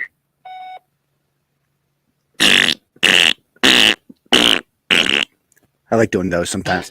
It's always funny when you just get a message and you open it up, it just farts. So that's an interesting story I will get to another time. I'm going to hold on to that one for now. Yeah, Shannon Mary's here. Was someone talking about me? Can I come on? I'm on a faux shizzle hiatus. That's not the real Shannon Berry, is it? No fucking way. What was that? Weren't they live earlier anyway? I don't fucking know. I'm not a freak. I don't pay attention to them. So I guess Chille had his day in court yesterday, and he's acting like I saw the headlines. It comes across my feed, and it's like, oh, I won, and I don't really. So I did watch the hearing because it was shared on YouTube, and somebody, one of K. Peter's followers, I guess, illegally. What do they call it when I did it? Wiretapping. It's not actually wiretapping. It's just against the rules. Recorded the proceedings. Kate tried to get the case dismissed and failed. It failed. And basically the judge does not seem very happy with her. I still don't think he's going to get anything out of this because the bar is so high for libel, but the judge seems to be somewhat sympathetic to Chille, maybe because he's a pro se. but she seems like she's kind of not impressed by this whole. First of all, if you're gonna create an organization, don't call it Troll Mafia. Like, don't do that. Like, that's a great way to get yourself responsible for their behavior. Like, if I called you people Troll Mafia and then you went out and did stupid shit, like, there's an argument to be made there that I'm responsible for the things you say. I'm not. I am a person who creates content, and I expose people, and I am on record saying, please don't do this. But if I literally called you people Troll Mafia, like, that doesn't look good to a judge, you know, if you're like, because then the behavior of like the people that do these things, it's like, you're running an organization called Troll Mafia. What did you think was going to happen? Like, what was the intention here if you're going to call it that? So yeah, we'll see about that. Oh God. So, who? I don't even know who that is. Is that the guy with the long hair there with the no teeth, always talking about me again? Oh, it's so cute. He wants attention. Oh, that's so sad. That's so sad. Okay. Yeah. I mean, obviously, Bret is, well, first of all, he's going to be dead in 5 years. We all know that. He is unemployed, lives in Lewiston, Maine, because he had to leave Athol because he couldn't afford the rent in Athol. That's all you need to know about him. And so they have a roommate there. He lives with his wife, who works part-time, and unlike him, has a car and a driver's license. And he just kind of mooches off of her. And she, if you've ever seen her, talk about dump truck. But no, I'm sure she's a nice lady, but obviously she has mental health issues if she's living with Bret. And yeah, he's just sad, and he just drinks too much and takes bong rips, and he's dying. And yeah, just talks about me and Connie. He's really interested in this gentleman named Connie, who, by the way, is a Turtleboy character. So even though he's moved on, he still can't stop talking about Turtleboy related things. Yeah, go brush your tooth, Bret. Come on, take care. You only got a couple hanging on there by a thread. Take good care of him, my friend. You know, you're not gonna want that.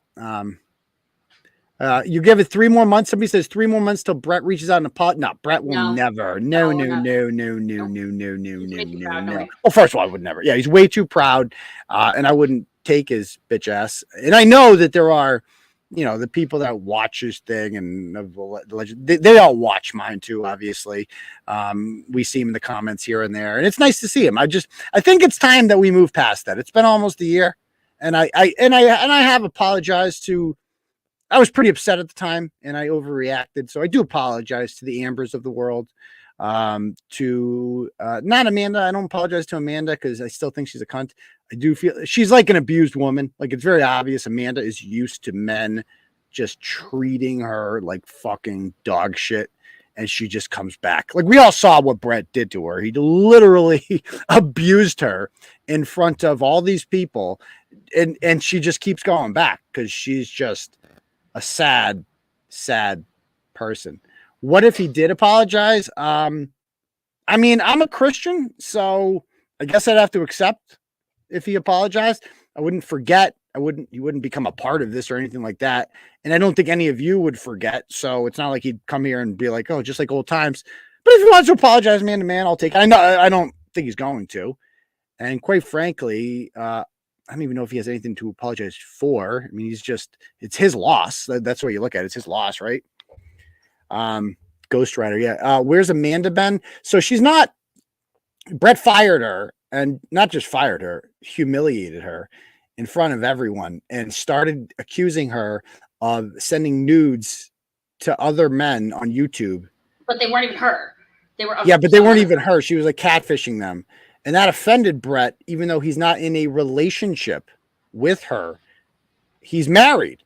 And he was mad. He was jealous that she was sending pictures allegedly to other YouTube personalities, obviously losers like him in Kansas or whatever. And this offended him, and he basically got drunk. Oh, I don't know what he did, but he's back. Am I back? Hold on one second. Let me fix my audio, my mic or my camera. I don't know what happened there. All right. So yeah, basically he, humiliated poor Amanda there. And that was bound to happen. We all knew that was going to happen. And because he's volatile. And I figured Amanda had some pride and she'd be like, fuck this. I'm not going to be treated like this and walk away. But she was back in a day or two and she's in the comments. Bret, of course, won't allow her up there or, anything like that. But she obviously still wants attention. So, I look at that. I'm like, anybody who's entertained by this is literally retarded. Like, there's no way anyone can go on there. Like, yeah, you know what I want to do today? I want to listen to 5 hours of some interesting discussion about Connie, Jamie Lynn, and Red Meat. Like, let's fucking talk it up. What are they at? Like, let's talk about all the ways they suck. Let's recycle the same content over and over again in which we talk, oh, Red Meat's scared of me.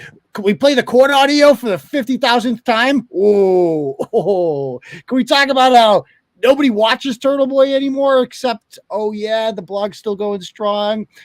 Over 1 million people a month read the blog. Oh yeah, besides that, it's fucking dying out. And Kate buried Aidan, even though I'm not the one being fucking charged criminally in Boston. I'm not the one with the full year restraining order out of me. I'm not the one being, having a raise, by the way, begging for $40,000. They raised 40 grand off of these retards. I mean, I actually respect her for that. Can I tell you that? I don't respect her very much at all, but I respect that hustle. Like, you got all these followers from around the world. You've convinced them that you're not a white trash waste of space. And you've convinced them that, like, oh, you're a good mother. You're a victim here. Like, your kids were taken from you and you're the victim of that somehow. And you got them to donate 40 grand to you. That, my friends, is America. That I respect her. Like, I don't respect anything she does. I respect that she can fucking scam all these fucking retards of 40 grand. And it's kind of genius because the best thing that ever happened to that woman is not her kids, obviously. That's the worst thing that ever happened to her. The best thing that ever happened to her is Chille Castro, because Chille every time he puts out another video where he's like, we're going to silence her, we're going to shut her the fuck up. All she has to do is just play that. And then ka-ching, ka-ching, ka-ching, donos, because people don't like Chille. And so she's just making all this anti-Chille money. Like, that's all it is. Meanwhile, she has actual legal problems. These charges that she's facing in Boston, she is presenting. Have you heard the way she presents these charges, Deb? No. So she's presenting these charges that she's facing in Boston as basically me trying to silence her speech. Except I have nothing to do with it at all. This. I'm not the one who has an order on you. It's an innocent woman who I know. Okay. And, you are obsessed about whatever my connection is to her, and you're taking it out on her, which you stated on your show, which was really fucking smart. Now, you stating your motive for harassing and threatening someone, brilliant legal strategy right there. Totally didn't backfire against you in court. The judge obviously liked hearing about that, and then attempting to slut shame that woman in court with your girl boss attorney. That worked out brilliantly for you. The judge granted the order in 5 fucking seconds, and I'm not even allowed at the hearing that's coming up. So it shows how little I have to do with this. It's a closed door hearing between the victim, Kate, and the Boston police, who are the ones pursuing the criminal complaints against her. So besides that, yeah, she totally killed me, guys. And by the way, she writes a blog that retards like the ones came on here tonight. That's the target audience. So it's working out great. I mean, all you guys left me, right? Like, look at all these people on here. 240 people listening for the fucking act. We had over 300 here tonight. And all of you people, y'all left me. Remember? It's just the only ones left. Who did Bret say the ones left? We have. Oh, great. We did it again. Stop it. You always do that. Yeah. So I believe Bret said only ones that are left are it's a Turtle Cadet reporting for duty, who wasn't even here the other night when we played that Jack, tape. by the way. Who he thinks it's Jack. He thinks Turtle Cadet is Jack. And then there's Lance. The Russian. The Russian? Yeah, remember the Russian spy? Okay. Or overseas Russian spy? We have a Russian spy? Overseas, Aidan. Who's overseas? Oh, right. Oh, it's right. Our intel from across the pond from, we can't even say what country. We'll give it away. Sir Galahad. You have Sir Galahad in me. Yes. So I have them. And that's literally 7-pounder. He says I have 7-pounder. So you're my only 4 followers, and nobody subscribes to Turtle Club. I believe he says 10 people subscribe to Turtle Club. So I won't say like if you've been on Turtle Club, there's actual counter of how many. How would you say like your average Turtle Club episode? What is our average viewer point at any point? Like what, 40? Right around there? Yeah, probably around 40 lately. Yeah, probably around 40. But then so many people watch it the next day. Yeah, a lot of people watch it the next day. Especially because it starts later. And quite frankly, that's not counting the people who pay for subscriptions and then don't watch it all. They just want to donate just to support. You know what I mean? They're just like, I like what you're doing. I want the ad free. So I'm just going to pay for this to be in Turtle Club. Like, so I think I'm doing okay. I'm surviving despite being blacklisted by fucking everything. Oh, that was the other clip that Bret had. I wish I had it. It was just too funny. He said something to the extent of, well, which one of us is banned by AdSense, me or you? It's like, dude. Okay. What are you advertising, bro? Well, no, it's like, no, you're missing the bigger picture here. It's like, do you understand what a compliment that is? What a actual self-own that is, dude? Like being, you know why I'm banned by AdSense? Because I'm an actual fucking threat to the system. And I'm somebody who actually stands up and takes controversial views against communist organizations like Google and other left-wing DNC organizations that exist to make sure the Democrats stay in power. I challenge them, and that's why I'm banned. You're not banned because nobody cares about you. You're a threat to nobody. Like, that's the big thing. So he's like so fucking stupid that he doesn't actually realize what a compliment that is. Like, I join a lot of great people who are banned by organizations like PayPal, organizations like Google. I mean, I got banned before they all get banned. You name it. So yeah, I'm basically doing what other successful organizations have done. Business has never been better, quite frankly. So yeah, Bret, I think besides that, you're making a lot of great points, friend. You're doing great. So keep up the good work. What went on with the court now, Mr.? So Chille had a court date, and somebody in the troll mafia illegally recorded it. And the judge, I did watch it this afternoon. I had it in the background, and she did yell at Chille a couple times because he can't stop talking during court. But she actually complimented him about how well prepared he was and well read he was. Like Ryan Waters never gets told that, and he did make some fair points just about the targeted harassment. And I think that's going to be, I don't know what his damages are, and that's going to be tough. It's like bleeding, whatever from a stone. You're not going to get shit from her. She's got no money. Although she did raise a lot of legal fees for this, but she has an attorney there, and Chille was holding his own against an actual attorney. So, I mean, we're just got the wish attorney, dude. Like that's usually like a bad thing if you buy your wish version of something. So, yeah. Like we literally were just sitting there eating popcorn. Like we're just the third party now, just watching these two go at it. I think the obvious, obviously she's a huge favorite because she's the defendant and libel is hard to prove. And she has raised a substantial amount of money and she has lawyers, and Chille's just the guy who says, we don't stop. So, you betting odds in this are heavily against Chille de Castro, but it's entertaining for me. I still get, I'm entertained by it. I think it's interesting to watch this all go down. I don't give a shit how much money she makes. It's like at the end of the day, she could make $1 million. Two of your kids call someone else mom. That's all. That's literally all. 2 kids that came out of your crusty vagina, your overused stench trench there, call another woman mom for the rest of their lives. Okay. They came out of you. You wanted them. You failed. And now they call someone else mom. So you could raise $1 million. It really doesn't matter. I wouldn't trade my 2 kids for $1 billion fucking dollars. Literally nothing. No normal parent would, but she would. And that's the difference between her and I. And quite frankly, anyone who doesn't see that, I have no interest in having you as a fan. You're too retarded to be here. So, all right. Anybody else have any other questions?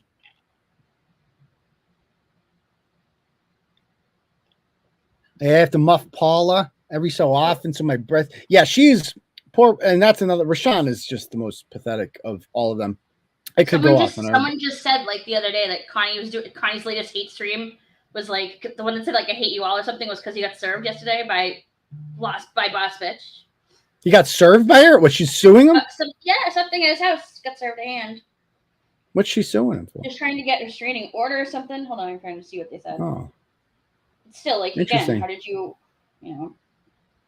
So harassment order. Yeah, he was. And this is coming in. This is coming in from Jacob, and quite frankly, Jacob's given me inaccurate information a few times, and so I take this with a grain of straw. He says I'm gonna have to wait for the stream to end to get a timestamp, but she pretty much said she is done talking about delete laws and possibly you.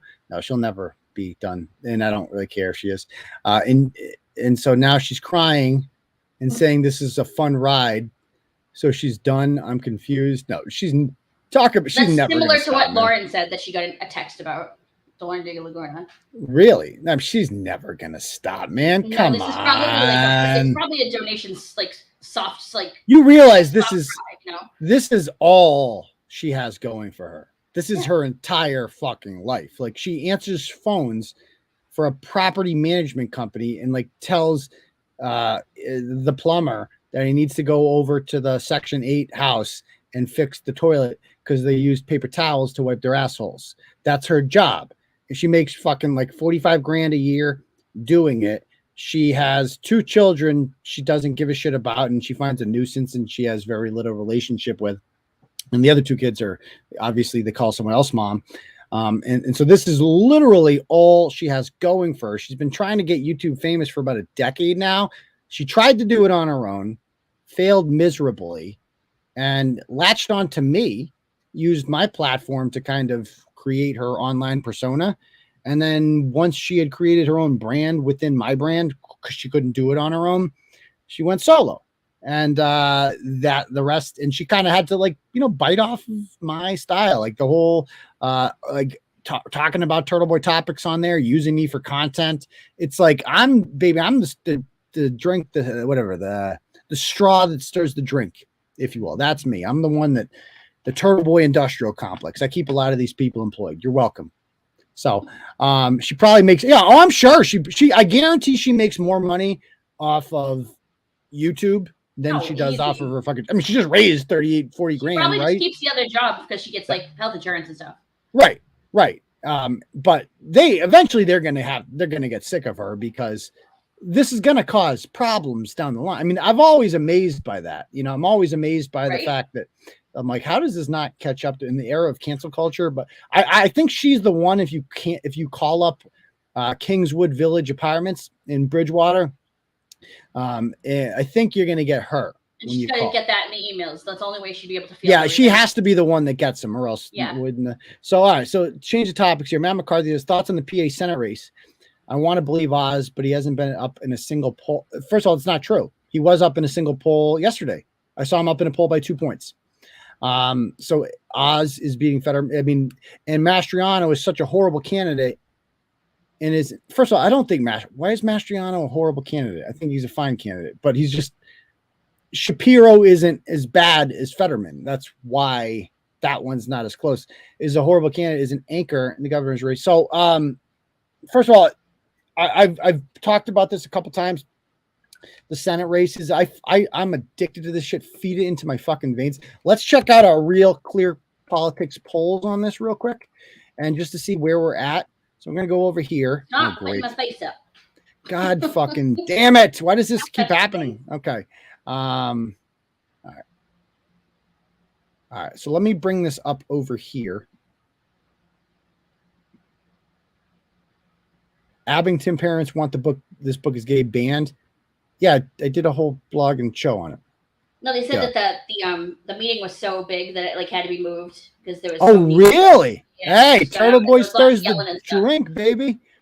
So Oz was within 2 points today. So these are the polls. So let's just go to Senate polls. All right. So all these come out. So Warnock, Walker. So this is the first poll I've seen Herschel Walker winning in by 2 that came out today. But it's so close. It's the same. Here's Fetterman up by 2. This one, the New Hampshire one, which I did not think would be contested, is getting very close, folks. Maggie Hassan, I thought she was going to win that by 7 or 8 points.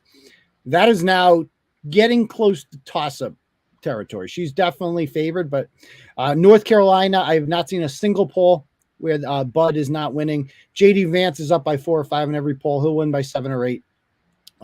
Again, Bolduc losing by 1 here. Wisconsin, Johnson is pretty much Ron Johnson's going to beat Barnes probably by 5 or 6 points. But here's Fetterman up by 2, Fetterman up by 5, blah, blah, blah. Kelly and Masters are getting very close. Laxalt. And by the way, so that's one. So the Arizona race, guys, Kelly is an astronaut. I don't know if you know that. And his wife got shot. So that's his whole thing. But Blake Masters, a 35-year-old brilliant MAGA guy, has been down by like 15 points in the polls not too long ago. He is now, I checked today, and I tweeted out for the first time, the Vegas favorite to win that race. Very slight favorite, but he is a favorite to win that race. And John Fetterman is now favored to lose. It's a closer one. It's like minus, I think odds is like minus 140. But for the first time, Fetterman is favored to lose. Mark Kelly is favored to lose. And Catherine Cortez Masto in California is a big favorite to lose. And in Georgia, that is now a dead even race. That is the closest one because Herschel Walker is the weakest of the 4 candidates of him, Oz, Adam Laxalt, and Blake Masters. Because I think he's been hit in the head a million times. Like he's borderline retarded. But it doesn't matter. He's our guy. We have to vote for him. So if you live in Georgia, make sure you vote for Herschel Walker. Yes, he is. Masters is. He's Peter Thiel's guy. That's correct. And by the way, they have not. Love Kelly. Mark Kelly? No, come on. No way. He's communist. Can't like him. Blake Masters is. I'd rather have Blake Masters win than any of them because he's younger and he'd be around for a while. But here's some other polls we see here. What do we have? Laxalt up by 2, Warnock up by 1. I swear to God, I saw one the other day. Oh, here's one tied. That's a good one. Oz 46, Fetterman 46. So here's another one. Fetterman up by 2, Kelly up by 1. And when you see that, when it's like, Fetterman up by 1, that means Oz is up. Like that, the polls add like a couple for the conservatives because they slant liberal, all of these polls really, except for Trafalgar. Warnock, Walker tied, you name it. So that, I mean, the Florida's not going to be close. And we're going to win a shitload of governors too. That's what people don't understand is we're going to take over all the states too. Like this is going to be like, I thought it would be a red wave. Like, we'll take over the House and maybe the Senate. Oh no, it's going to be much worse than that. We're going to take over the House by like 40 seats. The Senate, we're going to take, I'm telling you right now, like Nevada, we're going to win Nevada. We're going to win Pennsylvania. We're going to win Arizona. And I think we're going to win Georgia. And you want to get fucking crazy? You want to get crazy right now? Let's get fucking real crazy right now.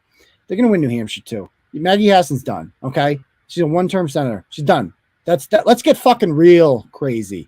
That would give Republicans a 54-46 advantage in the Senate. Let's get fucking wild, man. Let's do it. The way this is trending right now, if this keeps up, that like we got 2 more weeks of this shit. I at this point, I feel like they're tanking on purpose, man. Like they are getting on there. They're doing so badly in the polls. And who is Joe Biden inviting to the White House? Have you seen this? Have you seen these videos of this individual, this tranny guy? Deb, I know you're not. You got to get on Twitter. We got to get Deb on Twitter because Twitter's a different world I know, than the rest of the place. imagine. So I'm gonna look at this guy's name is Dylan. The fuck's his name? Dylan Mulvaney. I'm gonna bring up Dylan Mulvaney. This is who Biden invited to the White House 2 weeks before an election in which they are just getting murdered. So let's see what we got for videos here. I'm Dylan Mulvaney. Oh, yeah, that one, yeah. Round of applause for the makeup. And I wore this outfit shopping today. And I thought that these might be my new shopping shorts. But I was walking around. I always go out like that. And I was like, spot on. Hey, what's going on? And they were all staring directly at my crotch. And I went, oh, I forgot that my crotch doesn't look like other women's crotches sometimes. Other women. Mine doesn't Sometimes though. Only when I forget my camera phone. And I thought, okay, Dylan, you have some options here. Number one, you can stop wearing clothes that fit like this and just find looser fitting items. Number two, I can do a tuck, which is going to have to be a whole other video, but it's very painful and involved. That's work. Or number three, I just normalize it and I wear clothes like this and we all just normalize women having bulges sometimes. Normally, baby, and you might see a bulge or two. So normalize the bulge. We are normalizing the bulge. Women can have bulges, and that's okay. We're not going to stare at their crotches while they're wearing their little shopping shorts at the mall. Oh, thank you. Love you. So people are like, obviously, that's just a freak on Twitter, right? Like, there's a lot of freaks. No, we're not normalizing women having bulges because we fucking don't have fucking bulges. Obviously, that's ridiculous. You know, women don't have. I mean, it's parody. Like, that's a joke. Obviously, you see this person, you're like, well, who cares about them? People are like, who's this freak, right? Like, who cares? That individual right there was invited to the White House yesterday, or 2 days ago, and got to sit down for an hour-long interview with President Biden. Okay, let's see if we have. Oh, here it is. Let's check this out. Who's welcomed us into her life by, showing on social media her girlhood series. Let's take a look. 75 of being a girl, and I've been carrying around tampons and pads for the past 2 months, but I've actually never opened one up. So let's do it. Woohoo! Here goes nothing. It's pink. It's kind of adorable, and it kind of looks like a butter churn. So you just go like that. Ow. You don't have a vagina. Where does the string go? You are getting sleepy. Oh my fucking God. Mr. President, do you think states should have a right to ban gender-affirming health care? I don't think any state or anybody should have the right to do that. As a moral question and as a legal question. I just think Do you hear the question? Do you think any states, so this is the big question, right? Is like, should states ban, like Florida has banned what they call gender affirming healthcare, which is code for chopping the dicks off of minors and chopping the tits off of girls. Them hormones. And that's what gender mutilation. And should states ban it? Like, yeah, of course states should ban it. That should not be legal. It's disgusting and genital mutilation, and it's deranged. And I can't believe I just said she. He asks President Biden, obviously that's a dude. He has a bulge, as you saw, and he's mocking what it means to be a woman. So this guy is 25 years old. He's on TikTok. His name's Dylan Mulvaney. And, it's like, who watches that shit? Like Gen Z people who are like, into this shit. Like, they don't matter. That's not a constituency that you need. You're getting killed in the polls. And you're like, you know what we need to do to help us get over this hump? We need to invite that guy with 1 million TikTok followers to the White House to sit down. He's going to ask President Biden, do you think states should allow children to be genitally mutilated by adults? And Biden's answer is what? Again, let's see. Mr. President, do you think states should have a right to ban gender-affirming health care? I don't think any state or anybody should have the right to do that. As a moral question and as a legal question. No. The answer is no. You should not. Sure. You should not be allowed to ban that from happening in your states. That's how he thinks he's going to get out in the polls. It's like, you know what? The price of gas has never been higher. Inflation's out of control. Crime in our cities is a huge problem. We have 4 times the amount of illegal immigration that we had 5 years ago. And you know what? Like, is going to soothe Americans' feelings. Like, we're going to bring this guy from TikTok up here, and I'm going to say that the bulge guy, and we're going to talk about how I'm not going to ban genital mutilation of children, because that's a winning issue. That will go over well with the voters. Biden, it just shows you that he is the guy. You think Joe Biden from Delaware is down with this shit? Fuck no. Fuck no. He did not grow up with this shit. He is literally he is an empty vessel having his strings pulled by younger millennial or Gen Z advisors who think that people like this matter. Like, people like this are like Twitter is not real life. TikTok is not real life. A lot of people are reading this right now. They're like, who the fuck's that guy? Sometimes I forget, like, if you're not on Twitter, you don't know who this person is. Like, I'm on Twitter all the time, so I know I'm hip to this shit. I know who this guy is. But if you're not on there, you'd be like, who the fuck is that guy? Like, your parents would be like, who the fuck, like, what? You want me to vote for you because of this? Watch this video, this guy. So this is him. So he is documenting his transition into womanhood. That is what girlhood. So he's so it's like day by day. And this is what he pictures a girl being, I guess. Let's see what happens here. Being a girl, and today I'm in nature.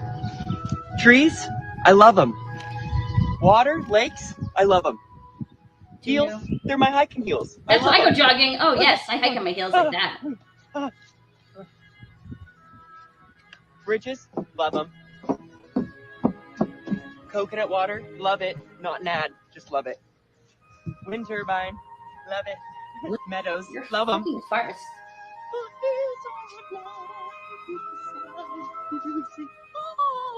I'm scared of getting Lyme disease. Unibrow. Love ya. Like, what happened to gay men? Whatever happened to just being gay? Like, that guy right there is fruity. Like, and that's okay. We let the fruits have rights too. And so that's good. So this guy should have rights to be gay. Whatever. But it's not, you can't just be gay anymore. You just can't be a guy who's into guys. Now you have to be a woman. So now, obviously, Well, he's then still you like, don't stand out enough, please. obviously that guy still likes dick, obviously. So he's just a straight woman. That's what we're right. So yeah, that's what I don't get. Like, are you transition? So now are you straight? We're literally eliminating homosexuals, and by the way, making a mockery of femininity and womanhood. That's what transgenderism is. It is blackface for women, and so are drag queens. That person right there is making a mockery of what it means to be a woman. He was featured in an Ulta ad. Did you see the controversial Ulta ad this guy was in, where he said he wanted to be a mother? Oh, this is when he's going to the White House. Check this out. In Washington, D.C., and I'm going to the White House to speak to the President of the United States. You know that phrase, I fear I may have girl bossed too close to the sun? Well, that's how I feel today, because I get to sit down with Joe Biden and now this news, and I get to ask him a few questions surrounding trans issues in the United States. Oh my God. And talk to him about my transness. And I really just want to represent my community the best that I can. And you know what? As silly as I am on here, I'm ready to step up and show that trans people, we're not going anywhere. And that trans kids, they deserve a fighting chance to be their true selves. Okay? Oh my God, I'm running late. Let's go. And y'all are obviously wondering what I'm going to wear to meet the president. Here you go. It's the trans flag colors. Oh my God. Cute, right? By the way, this is a thing, like, there are congressmen who have asked for parents who have children who have died from fentanyl to come and visit the White House, and Biden's denied them and not get back to them. This is his priority. This guy right here is his priority. Okay. Chille, you're going to be great. I love you. Let's go. Come on. Do I save it? It has a seal. Okay. But it's going to be worth it, because I want to see if we have the Ulta commercial. Is there one? Let's see. Have our first period. What the fuck? Oh, is this? Oh, there's another interview. Let's see. Turn trans and non-binary. Okay. And it feels like Republicans have turned trans and non-binary people into this thing to blame society's downfall on in some ways. And this narrative is not only dangerous to our mental health, but also our physical safety. Oh, for fuck's and sake. particularly trans women of color are being murdered at an alarming rate. More than any other group of people. Thank you. How can Democratic leaders be more effective in advocating for us trans people and our families and our lives and our opportunities? Us I'm not being facetious when I say this, being seen with people like you. No, I mean it. I genuinely mean it. People fear what they don't know. They fear what they don't know. And when people realize, individuals realize, oh, this is what they're telling me to be frightened of. This is the problem. People change their minds. People are just don't know enough to know. And it's not because of intellectual incapability, it's just lack of exposure. And I think that it's really important that we continue to speak out about the basic fundamental rights of all human beings. And the idea that what's going on, in some states, I won't get into the politics of it, but in some states, it's outrageous, and I think it's immoral. The trans part's not immoral. What they're trying to do to trans persons is immoral. So that's basically, if you try to chop your dick off. I'm going to go to the Ulta commercial here. Let's see. Let's invite to discuss trans rights. What's this? I am extremely privileged to live in a state that allows me access to the resources I need. I haven't seen this whole interview. It's just between me and my doctors. But many states have lawmakers that feel like they can involve themselves in this very personal process. Do you think for children should have a right to ban gender-affirming healthcare? I don't think any state or anybody should have a right to do that. Okay. Let me see if we got the Ulta one. We got to see this. I know it's on their page. Okay, so listen to this. I know that I can have a family. I know I can find love. I know I can still be a performer. I know that I can have a family. I want to be a mom one day, and I absolutely can. And that's why the narrative still has a long way to go, because when I was grieving Boy Dylan, I didn't know those things were even this is madness. This is literal insanity. And the president of the United States is being like, yeah, this is legitimate. This is like totally. This is like you're a person I'm going to invite here and legitimize your cause. Let me see. So Ulta posted the videos on their page, and it didn't go very well for them. So trans girls can do it. All tune into this episode. So that's the video we just saw, right? He sat down with David Lopez. Was that the only video that there was on the? Oh my God, Jesus Christ! Like Ulta is a thing for it's a female company, right? Yeah, I thought. Yeah, I used to go there. Like, not gonna go anymore. Thinks it's all about makeup. Thinks it's like womanhood is all about wearing dresses. Because I didn't know anything else. I hadn't had an opportunity, babe. Give me a minute. Give me a year. That's my plan. Like, what is that? Come on. And they had to shut off. They had to shut off their replies because too many people. Yeah, were they got crapping on them. Frig. Yeah, they got ratioed real bad. I can find love. I know I can. Yeah, we've seen that one. I know I want to be a mom. No, you'll never be a mom because you have a dick. So yeah, you need these things called ovaries. I mean, just what a mockery of this. What an absolute mockery. Oh, is this the whole one? Let's see this. We be friends. How does it feel to be in a bikini in your postpartum body? Yeah. It feels like I'm in my postpartum. We're defined. Okay. Oh, this is the. Okay. Oh, okay. All right. So I think that's it, right? All right. All right. Anybody else have any other questions? So that was my rant about. I think people keep messaging me about. I haven't seen the Fetterman debate tonight. Did anybody see it? People said.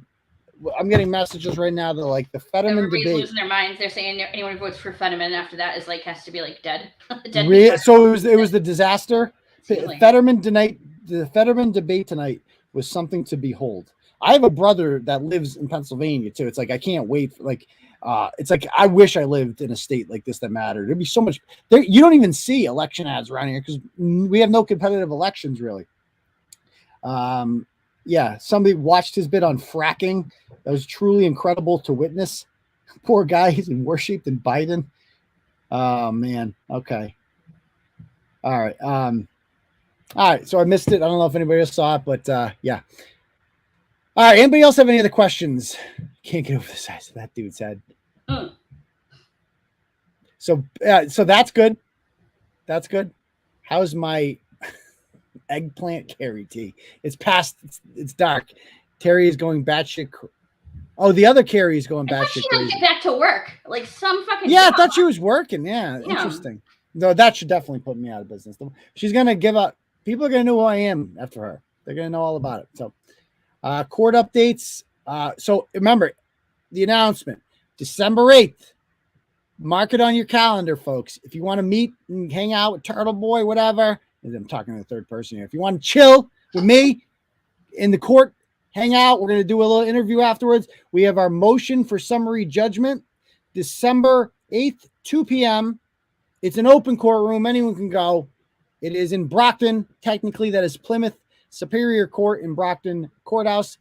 And yeah, we will be there, and we will be Tony Branch, I'm sure, will be in rare form.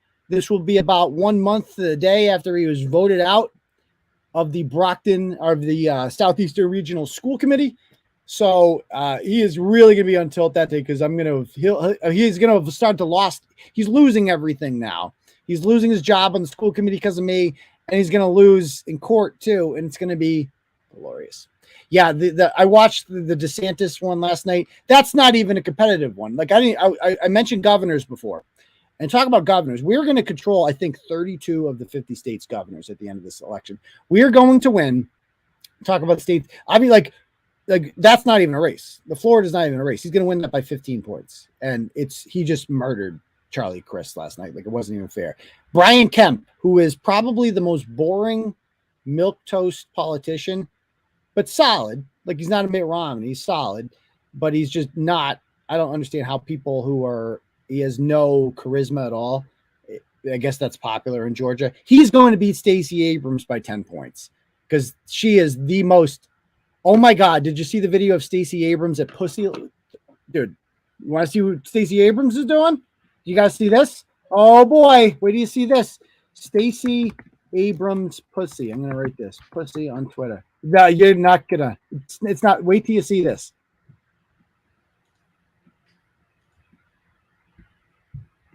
So this happened.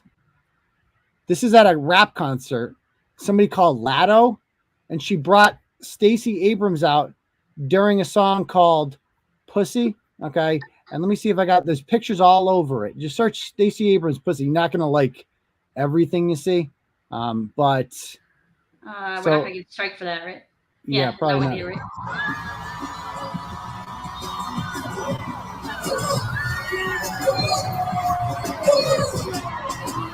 There's a sign there that just says pussy. Pussy. Pussy. And she's holding up a sign. They come over next to her, and it's just this hilarious. Like, look at this. It just says pussy. Here is Stacey Abrams at she's down double digits in the polls. Oh crap! Did I lose you there? No, okay. No, you're just she's down. She's down double digits in the polls, and she's like, you know what? We need to go to a concert and just talk about pussy and just have my fat ass up there doing my thing. And yeah, there's that. So that, I mean, it's like, how are you trying to lose? Like, this is, you can't possibly think that this is a real thing here. Exclusive video during her stop in Atlanta. She brought out Stacey Abrams. If you believe, and so, yeah. Okay, so it's like that's what you're banking on. It's just, I mean, you got the pro-choice vote. That's in the bag. You don't have to convince anyone else in that regard. It's like, but you're so disgusting. I mean, and nobody's gonna vote for somebody. I mean, like you, Stacey. I mean, you look gross. You're disgusting looking. Like nobody's gonna vote for you. Stop it. Okay, I blame Lizzo. Anybody else? We badly need Walker to avoid a runoff, so Trump's ego doesn't get in the way. Yeah, fucking Georgia. Like, it's so gay with the runoff thing. Like, I don't think there will be a runoff. I mean, the winner will get over 50%, I think. I hope. So, Lado is good. I don't even know who Lado is. Who's the fuck's Lado? Is that a thing? Yeah, the chick on the screen here. Yeah, okay. She's a rapper or something? I don't know. I guess never heard of him. Don't even know who that is. We're getting old. Okay. We're old. You're not a rapper. Sorry, not from the 90s. Yeah. Well, I am a rapper, so that's not wrong. you. No, I just mean her. I was saying her. Oh, okay. Let me Slack. I hate this camera. I like this. Oh, there we go. Okay. That's better. All right. All right. Anybody else have any other questions? I'm supporting Trump for 2024 because DeSantis isn't running, or Ron refused to answer if he's running. So yeah, I mean that's the thing. It's like, so that's the question they always ask. It's like, are you running? Blah blah blah. It's like, what's he supposed to say to that? Like, you'll find out, motherfucker. You'll find out. We don't know. It's like, right now I'm running to beat you. He goes, the only entrenched white guy politician that I'm trying to take down is Charlie Crist right now. He's like, I don't like, so there's that. Trump can fuck himself telling GOP's not. That's the other thing too. He's like, he's gone after the guy running against Michael Bennet in Colorado, who was going to lose anyway. And he's a rhino, sure, but he's better than Michael Bennet. Like, he's better. You just like, that's the best that you're going to get out of Colorado. The same way that Susan Collins is the best that you're going to get out of Maine. And you have to vote for her. If you live, you have to vote for Susan Collins. It doesn't matter if she's a rhino. It doesn't, because that you're not going to be a Trumper and get elected in a state like Colorado or Maine. It's just not going to happen, folks. So you got to take what you can get. You can take what you can get.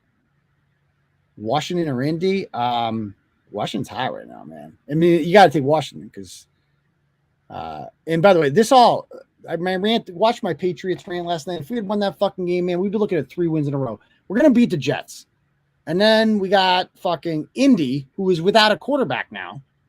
And then Jets again. We should be 7-3. Unbelievable. Yeah, all because O'Day had the temerity to say he'd rather DeSantis. Yeah, Trump is seriously jealous of Ron DeSantis because, you know, Ron DeSantis is impressive in ways that Trump will never be. Right. And that's okay. It's just he's jealous. And I hope he runs, man. I hope he runs. I hope he challenges Trump because he's so good and he's so polished that I don't know. Zappy. So I disagree. I think, yeah, I guess why I wish they coached the same way with Mac that they coach with Zappy. And I heard a lot of people say this. That was my take. It's like the play calling is so inventive when Zappy is out there and so boring when Mac is in there. Yeah, that was a bad pick. That was a throw. But he's been out for a month. Like he's rusty. He'll be fine. And I do think that he's too short. People, I did a whole rant on short quarterbacks last night. You're not going to win with a guy that short, period. You have to be 6'2" or 6'3" at least in this league. Like Pat Mahomes is 6'2". That's as short as you can get, in my opinion. Unless the two, obviously the exceptions there are Drew Brees and Russell Wilson. That's it. Nobody else. All right. Anybody else have any other questions? Yeah, they need to get Matt Patricia off the. I mean, what a disaster, Latin. I mean, I cannot believe that. I cannot believe that. All right. If I missed any other questions, you can ask them. If not, we'll call it a night. But not firing Fauci. That's the thing. It's like, dude, fucking, he gave a big fuck you to Fauci. That's what he did. And Charlie Crist last night, I thought this was a joke when I saw this. I'm like, that's not serious. He actually said that Ron DeSantis is the only governor in the history of Florida to lock down the people and close the schools. I'm like, that's what you're going with? The Democrats did not want to stop locking down. They would have done it fucking forever. And Ron DeSantis was the first governor to be like, now we're ending this shit. Like everybody locked down at first because we were all fucking told that this horrible plague is coming if we don't fucking bunker in our homes. That turned out to be the greatest lie ever told to American people. Not Vietnam, the Gulf of Tonkin, not the Iraq War, weapons of mass destruction, none of those. The greatest lie ever told to the American people was that we need to get locked down in our homes to hide from COVID. That is truly the greatest lie ever told. And everyone believed it. I believed it. Very few people didn't believe that. And good for you if you were one of those people. But I believed it, and I don't believe shit usually. And I'm embarrassed I did. And DeSantis believed it for like a couple weeks. But then like after we woke up, and the smart ones were like, this shit's ending now. And Florida became the free state. It's just such a horrible, like that's what you're running on? Is he locked? You have to be kidding me. You have to be kidding me. Yeah, I'm with you guys. Like this is not I'll vote for Trump if he's the candidate, but I'll talk with that guy. And what would possibly lead you to believe that if Trump came back, he would be any different? Like what has he done that has made you believe that he'll be any different than just talk, going on? He's a whiny little bitch. Bill Maher's right. He's going to go on. We'll be back on Twitter soon because Elon's going to own it in a few days. And that's going to be glorious. But yeah, it's like where's the wall? I don't see any wall. Right. Where's the wall at? Kanye said it best. The people around Trump held him back. Yeah, Ron DeSantis doesn't need people around him to tell him what to do. I mean, Ron DeSantis does have like cops around him, like people who matter are around, like smart people. His Surgeon General there, the African-American fellow there, like that's a sharp individual. That's the kind of guy that you want around you. Trump surrounded himself with the swamp. He's like, I'm going to drain the swamp. Everybody in the swamp got to stay. Like Biden gets there, he fires all the Trump people. He brings in Rachel Rollins to run the U.S. attorney in Massachusetts, gets rid of Andrew Lelling. Yeah, he just went diversifying hard. That's all. Trump is just like, well, you're here. Well, I guess Fauci's here. Well, I guess we have to keep you. Why do you have to keep him? He's the one who hired these fucking FBI officials who are going after his own people. Like Trump did that. What a joke. I mean, it's like people, but he'll get it. He learned his lesson.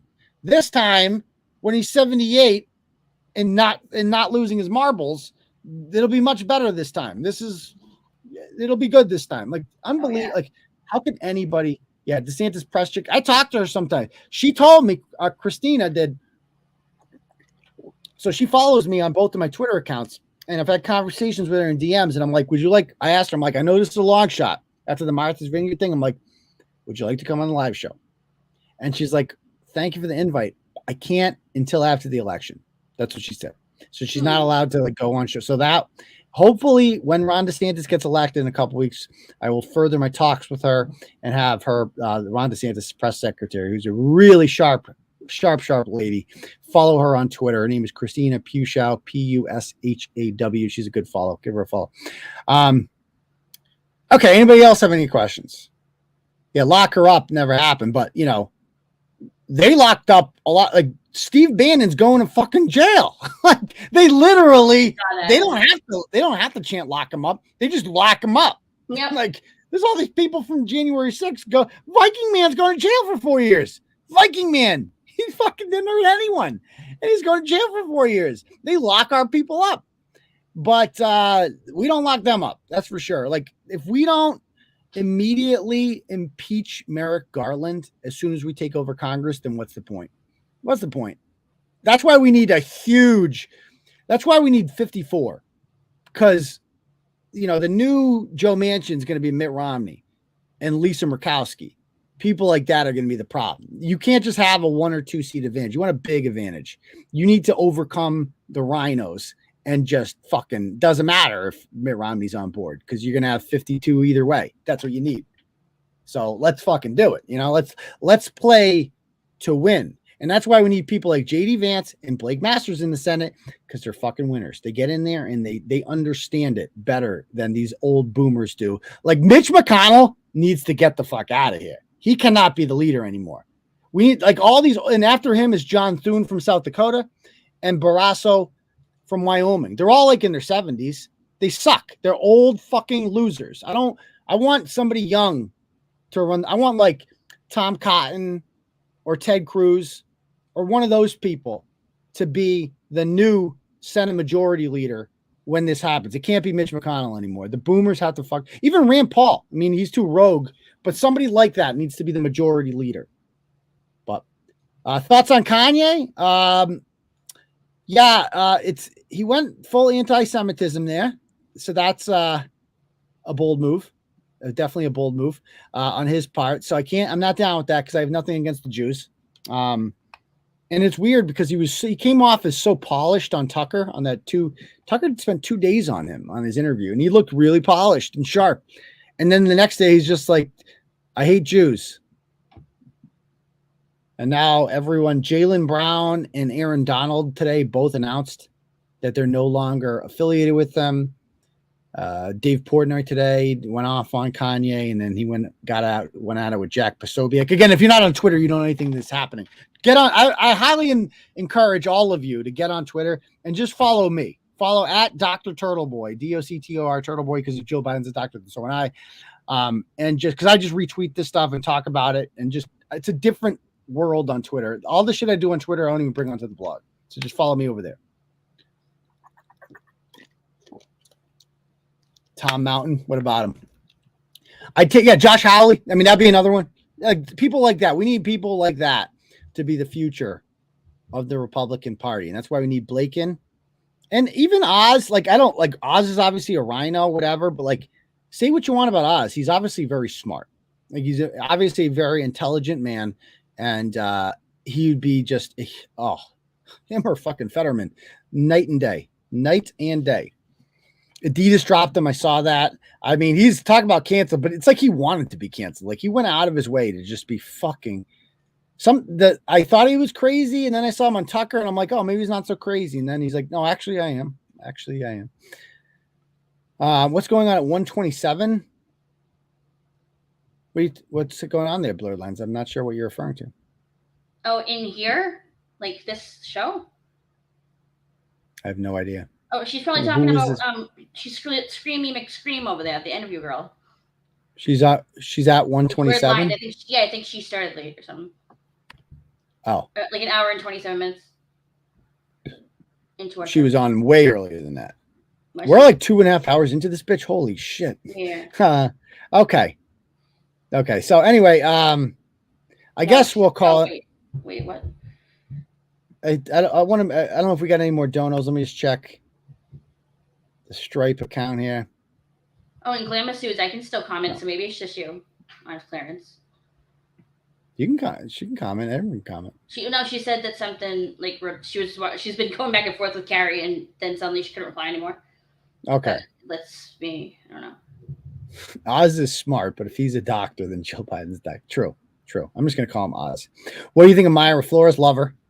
And I love my Latinos, by the way. I love them. Keep calling them Latinx, by the way, liberals. They love when you do that. They love being called Latinx by white people. Latinos, man, are the future of the Republican Party, baby. Fuck white people. All my Mexicanos, baby, and Cubanos, they're carrying this fucking party, man. That is the biggest demographics. And that was like the whole thing we're like talking about. It's white supremacy to say that Mexicans are going to come in here and replace white voters. It's like, actually, I kind of like the sound of that. It's actually working out rather well right now because they are the biggest conservative voting bloc right now is Mexicanos. The big booty Latina. She's spicy. She's cool. I think she's going to win her election. So, she already won the first special election there, so she should be in there for a bit. Okay. All right. So we're going to call it a night, guys. We'll see you guys all. Good show tonight, Deb. This was a fun one. Yeah, it was. This is a classic. We had a Ratchet redemption. We had a great talk with Shana Cottone there. I had a lot of fun tonight. So, yes, it's definitely Arizona for me. Correct, Matt. So anyway, we'll see you guys all on. We'll see some of you join Turtle Club, guys, if you haven't already. Join Turtle Club. The link is in the bio. $15 a month. You get ad free and a free T-shirt of your choice. You also get access to the Thursday night stream that nobody else gets. So join that, and we will see you guys all on Thursday for Turtle Club. Everybody else we'll see on the weekend for the live show. Peace, Turtle Riders. Have a good night, everyone.